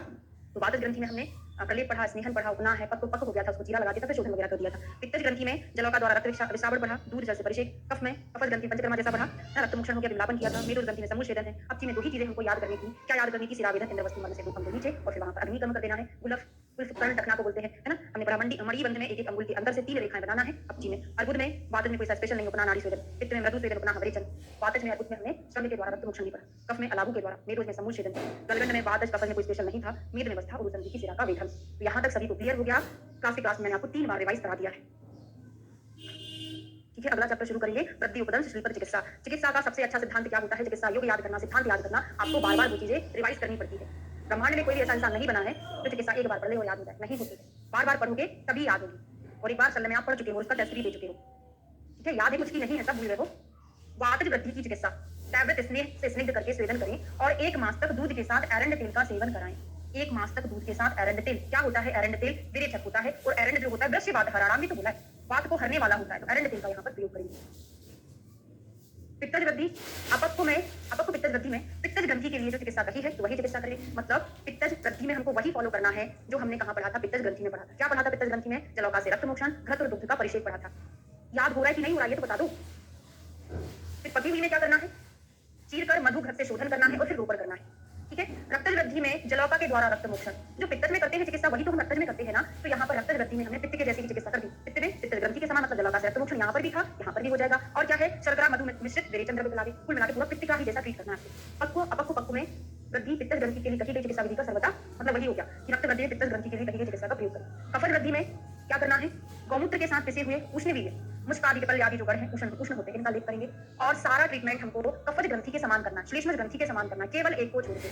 हमने ग्रंथि में विमलापन किया था, वृद्धि में विमलापन नहीं करेंगे। तो कोड कैसे बनेगा, कफज ग्रंथि और वितरज का। वृद्धि में वा से विमलापन नहीं है, वा से वृद्धि में वा से विमलापन नहीं है। याद भूल जाते हो कि किसमें विमलापन करते किसमें नहीं करते। देखो वृद्धि तो ऑलरेडी उसमें क्या है, कुछ अंदर आ चुका है। ग्रंथि को आप क्या करोगे, उसको थोड़ा सा मर्दन करके उसको वहां पे थोड़ी सी क्या करोगे, सॉफ्ट करोगे। ऑलरेडी सॉफ्ट रहती है तो विमलापन की जरूरत ही नहीं पड़ती है। ठीक है, हाथ बहुत खुजला रहा है आज मेरा, पता नहीं। मेरुज वृद्धि की चिकित्सा बहुत इंपॉर्टेंट है। मेरुज वृद्धि की चिकित्सा शस्त्र याद कर लेना, वृद्धि पत्र धारित, वृद्धि पत्र से धारण करते हैं, है ना, फिर बंधन बांधते हैं, मनाशिला आदि का प्रयोग करते हैं। तो मेरुज वृद्धि की चिकित्सा, मेरुज वृद्धि में स्वेदन करके सुरसादी और शिरोविरेचन द्रव्यों को गौमूत्र में पीसकर सहने योग्य उष्ण लेप लगाना है। पहले हमने क्या कर दिया, स्वेदन कर दिया। अच्छा पैसा आने वाला है, ऐसा कुछ नहीं होता है ना। तो वृद्धि में स्वेदन करके सुरसादी गण शिरोविरेचन द्रव्यों द्वारा हमने संशोधन करा दिया है। गौमूत्र इनको पीस लिया है, सॉरी संशोधन नहीं कराया है। शिरोविरेचन जो द्रव्य है, सुरसादी जो द्रव्य है, उनको पीसकर सहने योग्य बना देना है, फिर उष्ण लेप कर देना चाहिए। ठीक है, स्वेदन युक्त वृद्धि में पट्टी बांधना है और रोगी को आश्वासन देना है। देखो हमने उसको स्वेदन कर दिया था, उसमें पट्टी लपेटना है। पट्टी बांधिए, रोगी को आश्वासन देकर ब्रशर तथा सेवनी को बचाते हुए वृद्धि पत्र शस्त्र। वृद्धि में हम वृद्धि पत्र शस्त्र का यूज कर रहे हैं। और किसमें कर रहे हैं, स्पेशली जहां पर मेड का इन्वॉल्वमेंट रहता है। मेड को ही तो काटेंगे ना। अभी तक हमने सभी ने समूह छेदन कहां किया था, मेड वाले में किया था। यहाँ पर भी वृद्धि पत्र शस्त्र जिसको हम स्कैल्पल बोलते हैं, चीरा लगाना है। ब्लड से हमने मेड बाहर निकाल लिया है। अब क्या करेंगे, गोफड़ा स्थगिका बंधन को बांध देना है। गोफड़ा या स्थगिका बंधन को बांध देना है। तो शस्त्र कौन सा यूज किया, ये क्वेश्चन बनेगा वृद्धि पत्र का। दूसरा कौन सा बंधन बांधा, गोफड़ा स्थगिका बंधन बांधा। ब्लड को बांधना चाहिए, ब्लड के शुद्ध होने पर। फिर थोड़ा सा मैंने रसशास्त्र वाली चीजों को ले लिया, मनाशिला हड़ताल सेंधा नमक, फिर कुछ भल्ला तक आदि से तेल का प्रयोग करना चाहिए। मूत्रज वृद्धि का क्वेश्चन बनता है। मूत्रज वृद्धि में क्या करेंगे, वही सेदन कर दिए, कपड़े की पट्टी को लपेट दिए, सेवनी के नीचे पास में नीचे की ओर जाकर व्रीहि मुख शस्त्र जिसको हम ट्रोकार बोलते हैं, है ना, के द्वारा वेधन किया। तो व्रीहि मुख का हमने और कहां यूज किया था, बताइए जरा। हाँ बताइए कहां पढ़ा था, व्रीहि मुख से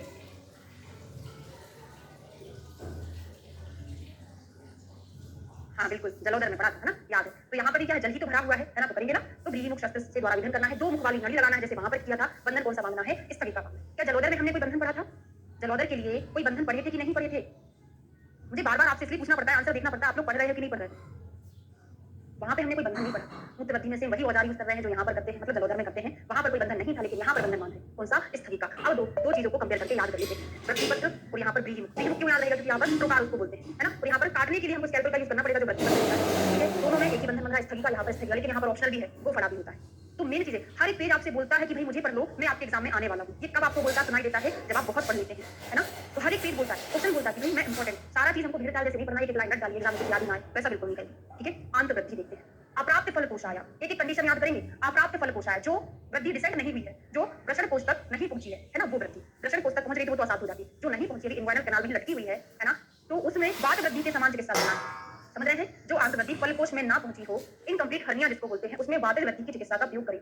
और जो नहीं मैंने जो इंग्लिश में बोला वो सही नहीं था भाई। इनकम्प्लीट हर्निया अलग होता है जो फलकोश में नहीं गई है, और जो मैंने बोला था इनग्वाइनल हर्निया, वो वंशण स्थित वृद्धि को बोलते हैं। ठीक है, तो जो वंशण प्रदेश में स्थित वृद्धि है इनग्वाइनल हर्निया में मार्ग को इनग्वाइनल कैनाल भली भांति अवरुद्ध करने के लिए अर्धचंद्राकार शलाका से जलाना चाहिए। तो वंशण स्थित वृद्धि में अर्धचंद्राकार का यूज करोगे। और अप्राप्त फलकोश में वात वृद्धि के समान, तो फलकोश को जो प्राप्त नहीं हुई है वात वृद्धि के समान कर दो। अब जो प्राप्त हो चुकी है भाई, उसमें हमको क्या करना पड़ेगा, छेदन वगैरह करना पड़ेगा ना, जलाना पड़ेगा। तो अर्धचंद्राकार शलाका से जलाना चाहिए। तथा कोश प्राप्त वृद्धि को, अब ये होता है स्पॉटल हर्निया, ये होता है उसके पहले वाला। प्राप्त नहीं है वात वृद्धि के समान, प्राप्त हो चुकी है तो उसको असाध्य कहकर त्याग देना चाहिए।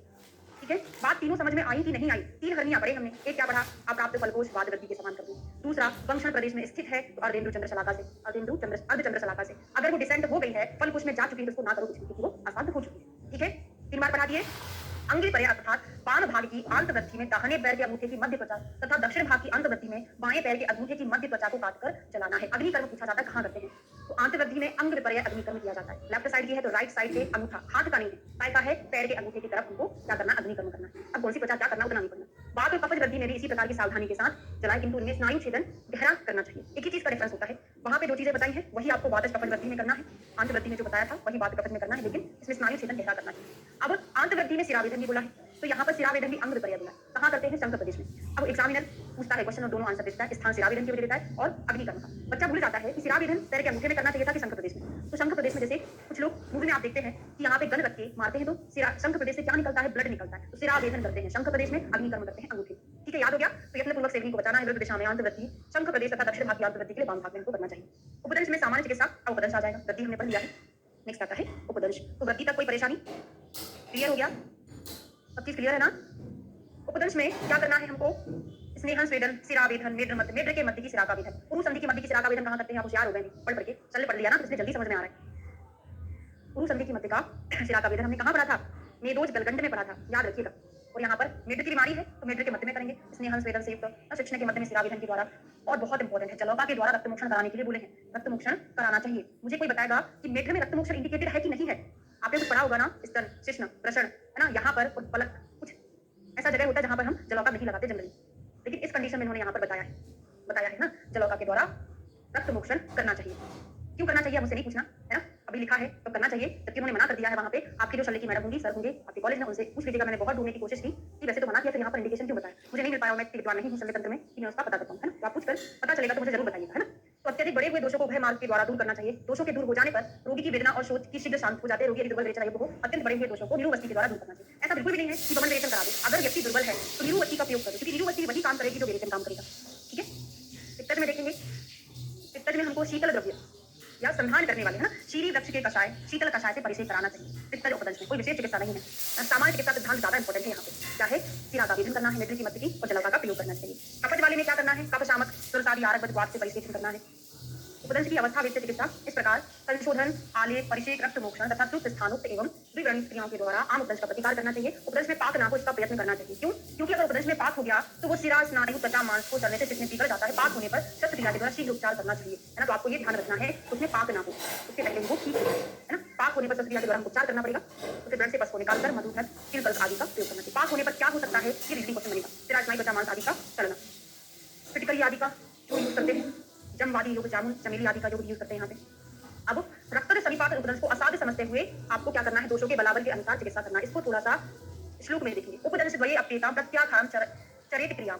मैंने आपको पहले भी बताया था जब मैं निदान स्थान बता रही थी कि रक्तज की अगर सादे साधता पूछे तो आपको याप्य ही लगाना है, फर्स्ट प्रायोरिटी यही जाएगा। और सन्निपातक जो होता है वो असाध्य होता है, इसमें वृषण अवतरण मिलता है। फिर आप बोलोगे मैडम हमको कैसे पता, आपने तो बोला कि हमेशा साध्य साध्यता जो है चिकित्सा स्थल का करना चाहिए, फिर आप यहाँ पे ऐसा क्यों बता रहे हो। तो आपने पूछते क्वेश्चन में अपने आप से क्वेश्चन पूछ लेते हैं, पूछना चाहिए ना। देखो असाध्य प्रत्याख है, मतलब असाध्य क्या होता है, असाध्य के दो टाइप होते हैं, एक याप एक प्रत्याख या अनुक्रम। तो असाध्य ही तो है ना, रक्तज उपदंश खुद असाध्य की कैटेगरी में तो है, तो असाध्य के अंदर का ही सब टाइप है ना याप। समझ आ रहा है कि नहीं आ रहा है। तो ये याप की प्रायोरिटी याद होगी, क्योंकि जब आप एमसीक्यू सॉल्व करोगे ना तो क्वेश्चन में याप ही लिखा आएगा, याप ऑप्शन में नहीं है तो आप सेकंड प्रायोरिटी पर इसको रखोगे असाध्य। प्रत्याख्य कहकर हमको चिकित्सा करना है, ये टर्म अलग है, ये साध्य साधता को बिल्कुल नहीं बता रहा, ये टर्मिनोलॉजी कुछ अलग है, ठीक है, चिकित्सा के संदर्भ में बता रहा है। तो दूसरे उपदंश की चिकित्सा, अब असाध्य है तो फिर क्यों बता रहे हैं चिकित्सा, अब ये असाध्य है तो चिकित्सा ना करिए, असाध्य कहकर चिकित्सा करेंगे, ठीक नहीं होगा तो मैं जिम्मेदार नहीं हूँ, है ना। बाकी मैं कोशिश करूंगा ठीक करने की। तो क्या करना है त्रिदोषण में, पुनः इसमें दुष्ट वर्ण की चिकित्सा, तो त्रिदोषण में दुष्ट वर्ण की चिकित्सा विधि का उपयोग करेंगे। कृष्ण के सरे भाग को काटकर अलग कर देना चाहिए। इसके बाद वैद्य को अग्नि तप्त जाम्बोष्ट शस्त्र, ये बहुत इंपॉर्टेंट है, दुष्ट कण के समान चिकित्सा करेंगे। जाम्बोष्ट शस्त्र से कृष्ण के शेष भाग को जलाना चाहिए। सम्यक दर्द के लक्षण उपस्थित होने पर मधु घृत का प्रयोग तथा व्रण के शुद्ध होने पर रोपण के लिए कल्प तेल जो बिकता है उसका यूज करना चाहिए, ठीक है। अगला आता है श्रीपद चिकित्सा। श्रीपद में तो वही गुल्फ संधि से 4 अंगुल ऊपर वात में, 4 अंगुल नीचे पित्त में, अंगुष्ठ की प्रसिद्ध सिरा में, कफ में, यही क्वेश्चन बनता है ना। तो हवा जो है ऊपर उठती है, तो वात में चित्र से 4 अंगुल, गुल्फ से 4 अंगुल, पित्त जो है नीचे की ओर है, ठीक है। और कफज में अंगुष्ठी प्रसिद्ध सिरा में। बागवट ने क्या बोला, जहां जहां इन्होंने 4-4 अंगुल बोला है सुश्रुत ने, बागवट ने वहां 2-2 अंगुल बता दिया, ठीक है। तो बादल श्रीपद में स्नेहन स्वेदन करा, गुल्फ संधि के 4 अंगुल ऊपर वृत्ति को सिरावेदन करना चाहिए। नीरुवस्ती का प्रयोग एकमात्र बहुत चरण तेल का प्रयोग, इतना इंपॉर्टेंट नहीं रखना, इंपॉर्टेंट सामने एग्जाम है, इस पर ध्यान नहीं दे पाता, ठीक है। त्रिवृत स्नेह का प्रयोग, इसमें अग्नि कर्म, ये बहुत इंपॉर्टेंट है। दाहक तथा अग्निना, इसमें अग्नि कर्म की अपेक्षा दहन कर्म श्रेष्ठ है, अग्नि कर्म की अपेक्षा दहन कर्म श्रेष्ठ है। जाम्बोष्ठ आदि शस्त्रों से जलाना, वैसे अग्नि कर्म दहन कर्म एक ही चीज होता है, लेकिन यहाँ पे कुछ स्पेशल शस्त्रों का यूज करके बताया कि दहन कर्म जो हम स्पेशली जाम्बोष्ठ आदि शस्त्रों के द्वारा करेंगे वो श्रेष्ठ है, ठीक है। पित्त श्रीपद में कुल संधि के नीचे सिरावे, पित्तज, अर्बुद और विसर्ग, अभी याद कर लेना। अर्बुद और विसर्ग, गांठ ही गांठ नहीं, गांठ नहीं है, अर्बुद और विसर्ग के समान करेंगे, है ना। और कुल संधि के नीचे, इसका मतलब वही है 4 अंगुल नीचे। ऑप्शन में नीचे आ जाए या 4 अंगुल नीचे आ जाए, दोनों सही है, क्योंकि ये पहले श्लोक को सापेक्ष में रख के फिर दूसरा चीज बता रहे हैं, ठीक है। और कपज में अंगूठे की प्रसिद्ध सिरा में, यानी व्यावृत्त अंगुष्ठ के श्रेष्ठ भी कहे, या फिर इसको हम क्षिप्र मर्म से 4 अंगुल ऊपर भी बोल सकते हैं, लेकिन पहला ऑप्शन आपका यही रहेगा श्लोक में जो दिया है, अंगुष्ठ की प्रसिद्ध सिरा में। नहीं हो तो फिर क्षिप्र मर्म के 4 अंगुल ऊपर आंसर लगा सकते हैं। श्रीपद के लिए कुछ अच्छे से योग बताए हैं, सरसों का तेल, सरसव तेल, ऊटीकरण, है ना। और सरसव तेल, ऊटीकरण, पुत्र जीवक स्वरस और पानी छाल, पानी छाल का प्रयोग किए हैं, अच्छे से याद करना। और पुत्र जीवक स्वरस यहाँ पे लिखा है कि नहीं लिखा है, थोड़ा सा देख लोगी। पुत्र जीवक स्वरस, सरसव तेल, ऊटीकरण हो गया, है ना। उसके बाद पूरे पढ़ लेते हैं। हाँ, पुत्र जीवक स्वरस, हाँ दिख गया हमको, हाँ मैं बता रही हूँ, बता देती हूँ। सरसों का तेल, पुत्र जीवक, पुत्र जो है स्लिप हो गया, पुत्र स्लिप हो गया तो स्लिप से हो जाएगा श्लीप, पुत्र से हो जाएगा पुत्र जीवक तुरंत, ठीक है। और पानी निशान का प्रयोग यहाँ पर करते हैं। और बताए हैं इसमें दंती निषोध आदि का प्रयोग करते हैं, 21 बार छान लिया जाए, क्षार जल का प्रयोग करते हैं, और कोई इंपॉर्टेंट नहीं। हमने आंतरगति में 3 कंडीशन पढ़ी थी। एक थी अप्राप्त फलकोश, जिसमें हम वात व्याधि के समान चिकित्सा करते हैं, मतलब जो कैसा है, इनकम्प्लीट हर्निया है, पूरा का पूरा डिसेंट नहीं हुआ है। दूसरा कंडीशन हमने पढ़ा था वंशनिष्ठ वृद्धि, वंशन प्रदेश, इंग्वाइनल हर्निया, इंग्वाइनल रीजन में है अभी हर्निया, उसमें अर्धचंद्र शलाका से दहन कर्म कर रहे थे। फिर हमने एक और पढ़ा था जो प्राप्त फलकोश है, मतलब जो डिसेंट हो चुका है ना, उस टोटल हर्निया जिसको बोलते हैं, वो एक असाध्य होता है, उसका चिकित्सा करने को मना किया, ठीक है। नेक्स्ट है शुद्ध रोग। शुद्ध रोग का मैं आपको बुक से नहीं पढ़ा रही हूँ, लिखा कर पढ़ा रही हूँ, है ना। 5 मिनट का टॉपिक है, सब कुछ याद हो जाएगा। कुछ चीजें हम कुछ क्या सारी चीजें बुक से पढ़ेंगे, बस 2-4 चीजें बस दिखाऊंगी, तो लिख लीजिए यहाँ पे। अंधा कछुआ पाषाण के नीचे यापन करता है, कोड है हमारा अंधा कछुआ पाषाण के नीचे यापन कर रहा है, यापन कर रहा है, ठीक है। इसमें हम क्या करेंगे, स्वेदन व्रण को पकाना है, फिर जीरा लगाना है। मतलब पहले हमको क्या करना है, इसमें स्वेदन कर्म करना है, जिससे व्रण क्या हो जाएगा, पक जाएगा। व्रण को पकाना है, पक जाएगा, फिर हमने उसमें जीरा लगा दिया तो व्रण एकदम ओपन हो जाएगा। जीरा लगा के पस वगैरह निकाल दिया है, उसके बाद हम व्रणवत चिकित्सा करेंगे, व्रणवत चिकित्सा करेंगे, ठीक है। तो आप ऐसे याद कर सकते हैं कि अंधा कछुआ पाषाण के नीचे यापन कर रहा था, अंधा कछुआ पाषाण के नीचे यापन कर रहा था, तो उसको कुछ हो गया था, ग्रंथि वगैरह हो गई थी, उसको हमने क्या किया, स्वेदन किया, फिर उसको हमने पका दिया, फिर जीरा लगा के उसमें जो भी चीज बना था सब निकाल के हमने व्रण के समान उसकी चिकित्सा कर दी। तो एक कोड ये हो गया, आपको याद हो गया, ठीक है। दूसरा लिखो, फिर फटाफट याद हो जाएगा ना। इंद्र की गर्दन बेल से विपरीत हुई, जिससे कक्षा में विस्फोट हुआ और गंधा। अभी डिकोडिंग नहीं बताया मैंने, है ना। इंद्र की गर्दन, इंद्र की गर्दन, इंद्र नाम का लड़का था, उसने गर्दन में बेल बांध दी, है ना, बेल। उससे क्या हो गया था, उसकी गर्दन विपरीत हो गई थी, है ना, इधर उधर से कट गई, विपरीत हुई। कहाँ, क्लास में, है ना। इंद्र की गर्दन में किसी बच्चे ने बेल बांधी थी, तो गर्दन क्या हो गई थी, विपरीत हो गई, विपरीत हुई। अब इंद्र को गुस्सा आ गया, तो इंद्र ने क्या कर दिया, कक्षा में विस्फोट हुआ, कक्षा में विस्फोट हुआ। अब विस्फोट अगर होगा, पटाखा चलेगा तो गंध तो आएगी ना। विस्फोट हुआ और क्या आई, गंध आई। लिख लो, फिर बुक से पढ़ा दो, है ना। तो इंद्र की गर्दन में बेल बांधी थी किसी ने। कभी भी ट्रिक को रटा मत करो, स्टोरी के जैसे समझा करो, तो आपको ऑटोमेटिक वो चीज याद रहेगी। ट्रिक रटने में याद नहीं होती, भूल जाते हैं। जो व्यक्ति बनाता है उसको बस याद रहती, सामने वाले को याद नहीं रह पाती है। तो आपको पहले इमेजिनेशन करना। इंद्र एक लड़का था, उसकी गर्दन में किसी ने बेल बांधी थी, तो गर्दन कैसी हो गई थी, विपरीत हो गई थी। तो उसको गुस्सा आ गया, तो उसने कक्षा में विस्फोट कर दिया। विस्फोट होगा, पटाखा चलेगा, तो वहां पे क्या आएगी, गंध आ जाएगी, ठीक है। ये हमने 2 कोड याद किए हैं, आगे जाके और ऐसे बनाते रहेंगे, मतलब इसी चैप्टर में, है ना। अब 2 चीजें हैं, अजगल्ली का और बिनारी का। पहले अजगल्लिका में क्या करना है, बालकों में होने वाली पीड़िका है, तो परम सुकुमार की विधि जलोका यूज करेंगे ना। बालक है तो परम सुकुमार की विधि कौन है, जलोका अवचारण। तो बालकों में होती है तो जलोका के द्वारा रक्तमोक्षण कर देंगे, ठीक है। बुद्धिमान वैद्य श्यामा कलहरी पाठा के कल कुछ नहीं मत याद करो, केवल जलोका के द्वारा हमको उपचार करना है। अंधालजी योग प्रख्या परस का बच्चे का पाषाण गर्दन में प्रथम स्वेदन करें। तो मैंने कोड क्या बनाया था, अंधा कछुआ पाषाण के नीचे, नीचे नासिका, नीचे ना से नीचे, ना से नासिका यापन कर रहा है। अंधा कछुआ पाषाण के नीचे यापन कर रहा है, यापन से यव प्रख्या। ऐसा क्यों बताया, क्योंकि आपसे ऐसा नहीं पूछेगा, इसमें स्वेदन करते, ऐसा पूछेगा कि किन व्याधियों में, मतलब या अंधालजी में यव प्रख्या में किसके समान चिकित्सा की जाती है। अंधालजी यव प्रख्या में परस के तक्षक का पाषाण गर्दन, सभी में एक जैसी चिकित्सा तो की जाती है। पहले स्वेदन करना है, फिर पक जाएगा। उपयुक्त रोगों में हमने मना छिड़ा हड़ताल आदि से क्या करना है, पाक कर देना है, फिर जीरा लगा देना है, उसके बाद उनको गढ़ के जैसा चिकित्सा करना है। तो याद हो गया, क्लियर हो गया ना। बताते जाया करो, है ना, मुझे इंटरेस्ट बना रहता है, ठीक है ना। अगला है इंद्र की गर्दन, इंद्र से इंद्रगद्धा, गर्दन से गर्दवी। बेल से विपरीत हुई, बेल से क्या हो जाएगा, वेदिका, विपरीत से हो जाएगा विव्रता, है ना। इंद्र की गर्दन बेल से विपरीत हुई और उन्होंने कक्षा में क्या कर दिया, विस्फोट कर दिया, जिससे गंध आई। इंद्र की गर्दन बेल से जाल छूट रहा है हमारा। हाँ, अभी क्या होगा, फैलेगा, है ना, जल की तरह। गर्दवी, 2 चीजें याद कर लो, एक गर्दवी और एक जाल गर्दवी। तो गर्दन से 2 चीजें होंगी, जाल गर्दव और गर्दवी, ठीक है। क्या करना था इसमें, पित्तज विसर्ग के समान चिकित्सा करना था। आपको क्वेश्चन नहीं पूछा जाएगा ना, किसमें पित्तज विसर्ग के समान चिकित्सा करते हैं, जाल गर्दव, वेदिका, गंध नामक कक्षा ऑल। तो याद कर लो क्या हो रहा था, कक्षा में विस्फोट हो गया था, तब भी लोग ऐसे भागते दौड़ते रहेंगे जैसे वहां पे सांप आ गया। तो सर पाने पर भी तो वैसे दौड़ते भागेंगे ना। तो विसर्ग में, सॉरी पित्तज विसर्ग में, पित्तज विसर्ग के समान चिकित्सा करेंगे। कभी तक क्या पढ़ा, अजगल्लिका बच्चों में होने वाली परम सुकुमार की विधि जलोका उच्चारण कर दो। अंधा कछुआ पत्थर पाषाण के नीचे यापन कर रहा है, स्वेदन से पका दो, जीरा लगा दो, गढ़ के समान चिकित्सा कर दो। इंद्र की गर्दन बेल से विपरीत हुई, कक्षा में विस्फोट हुआ और गंध आई, इसमें हमको विसर्ग के, पित्तज विसर्ग के समान चिकित्सा करना। अब चित्त में चक्रते, चा से चिप, चा से ही चक्रते। तो चिप रोग में उष्ण जल से सेक करने पर दूसरे मांस को काट दो। उसके बाद चक्र तेल लगाकर चोट छिड़को, यदि इंद्रियों में सफलता संभावना ना हो तो अग्नि से तेल से गण को जला दो। तो चित्त में जो चिकित्सा करते हैं तो कुनख में भी करते हैं। अभी क्वेश्चन ये बनता है कि कुनख में किसके समान चिकित्सा करते हैं, कुनख में चित्त के समान चिकित्सा करते हैं। कहीं नोट्स में गलत लिखा हो तो उसको सही कर लेना, उसमें ये लिखा होगा शायद कि कुनख में अनुसयी के समान चिकित्सा करते हैं, कहीं तो भी लिखा होगा। हाँ, भगन में भी है चक्र तेल, यहाँ पर भी है, यहाँ तक का श्लोक है, यहाँ से अनुसयी का श्लोक है, ये अलग चीज है ना।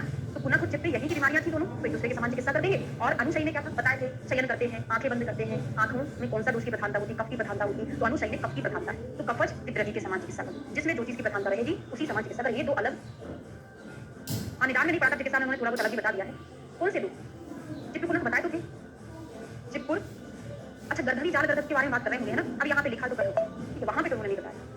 विदारिका में कैसी चिकित्सा करेंगे? विदारिका में अजगलिका के समान करते हैं। यहाँ पे क्या लिखा है? विदारिका में स्वेदन अभ्यंग मिलापन, ठीक है, अथवा व्रण का रूप संशोधन करना, व्रण रूपन कक्षाएं मधुर सिर्फ तेल का प्रयोग करना चाहिए, है ना। तो पूरा वही है, आप तो याद कर लो, विदारिका जो है अजगलिका जैसी ही है। इसमें भी क्या करना है? शस्त्र से चीरकर आचलोका के द्वारा रक्त मोचन करना है। तो विदारिका वही चिकित्सा करोगे जो आपने अजगलिका में। शर्करा अर्बुद में शर्करा अर्बुद पर विचर्चिका पामा की चिकित्सा, शर्करा अर्बुद का उपचार मेदोद अर्बुद के अनुसार करना चाहिए। क्यों? शर्करा अर्बुद में शर्करा दारू पी के बहुत खराब वात का दोष था, साथ में मेद भी तो था, तो मेदोद अर्बुद के समान इसमें चिकित्सा। और कच्छु विचर्चिका पामा यहाँ नहीं पढ़ रहे हैं, कुष्ठ रोग की भांति चिकित्सा करना चाहिए। केवल ऐसा ही क्वेश्चन पूछा जाएगा, इसमें कैसी चिकित्सा करते हैं? कुष्ठ रोग जैसी। तो ये चीज हम कुष्ठ में भी पढ़ के आए थे, छोटे कुष्ठ, ठीक है। इन रोगों में मोम, टोफू, हल्दी, करंज तेल, कटु द्रव्यों से सिद्ध सार तेल का प्रयोग करें। कटु द्रव्य कुष्ठ में यूज करते हैं ना, तो यहाँ पर भी यूज करते हैं, ठीक है।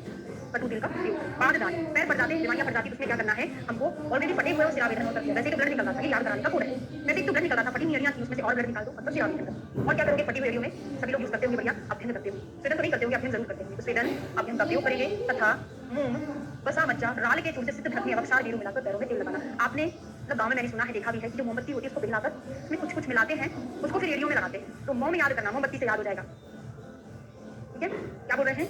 करंज, करंज होती है, अभी हम ऊपर पर क्या है ना, कच्छु विचर्चिका पामा, कच्छु विचर्चिका पामा बताएं, ठीक है, सुना है तो वही याद कर लेना। मोम का अलस, अलस में हमने चिल्ड्रेन क्या बोला था कि इतना आलसी था कि पैर गल गए थे, लेकिन उसने किया नहीं, ऐसे हो गया था। तो पैर में क्या हो गया? इसकी वहां की बहुत सॉफ्ट हो जाती है, खुजली बहुत होती है, तो इसमें क्या करना है? कांजी से धोना। तो पैर वाली बीमारी है तो कांजी से उसको साफ कर देंगे। उसके बाद सीधा नमक, कल, गला, खरीदी कल का उपयोग करना है। कुछ मत याद करो, कंटकारी से सिद्ध सरसों के तेल का उपयोग करना है, क्योंकि वहां पर थोड़ा सा क्या कंटू बहुत हो रहा है। पामा, कच्छु विचर्चिका जो हमने अभी बढ़ा के 3 चीजें बनी, उसमें भी हम कच्चू तेल मतलब सरसों का ही तेल होता है, सरसों में कंटेंट रहता है। तो वहां पर भी जहां पर कंडू होती है वहां पे सरसों का तेल यूज करते हैं, शीत पित्त में करते हैं। तो यहाँ पर भी कंडू हो रही थी उसको, तो हमने कटु तेल का प्रयोग कर दिया।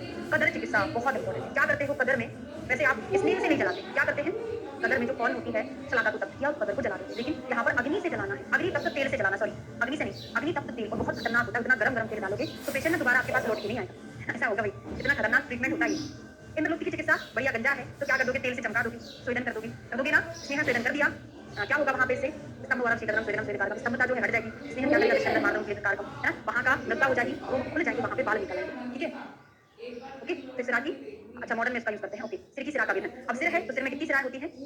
हाँ, सिर की सिरा का वेधन, रक्त मोक्षण कर देंगे, है ना। बाकी स्नेह स्वेदन हमने कर ही दिया था। और वही करंजे कल से सिद्ध तेल, यहाँ पर भी करंजे के कल से सिद्ध तेल का प्रयोग किया जा रहा है। चमेली वगैरह, चमेली का तेल डालते हैं ना जब बाल झड़ते हैं, तो चमेली का तेल भी याद करिए। Anushika, eczema of the face and scalp, 1 minute, हाँ ठीक है। तो अनुशिका में क्या करना? यहाँ हो रहा था, तो हमको क्या करना है? रक्त मोक्षण के पश्चात नीम के क्वाथ से परिषेक, क्या करना है? नीम के क्वाथ से परिषेक तथा घोड़े की लीले रस में सेंधा नमक मिलाकर हड़ताल, हल्दी, नीम, पटुल पत्र के कल्प, मुलेट, नीलों पर इंदुकनाशक तेल का अभ्यंग करना चाहिए, ठीक है। इतना ही काफी है, कल पढ़ूंगी मैं, के बाद दारू की चिकित्सा से हम कल पढ़ेंगे। सभी क्लास वही टाइम है, 8:20 से होगी ना, ठीक, ओके, थैंक यू। अच्छा,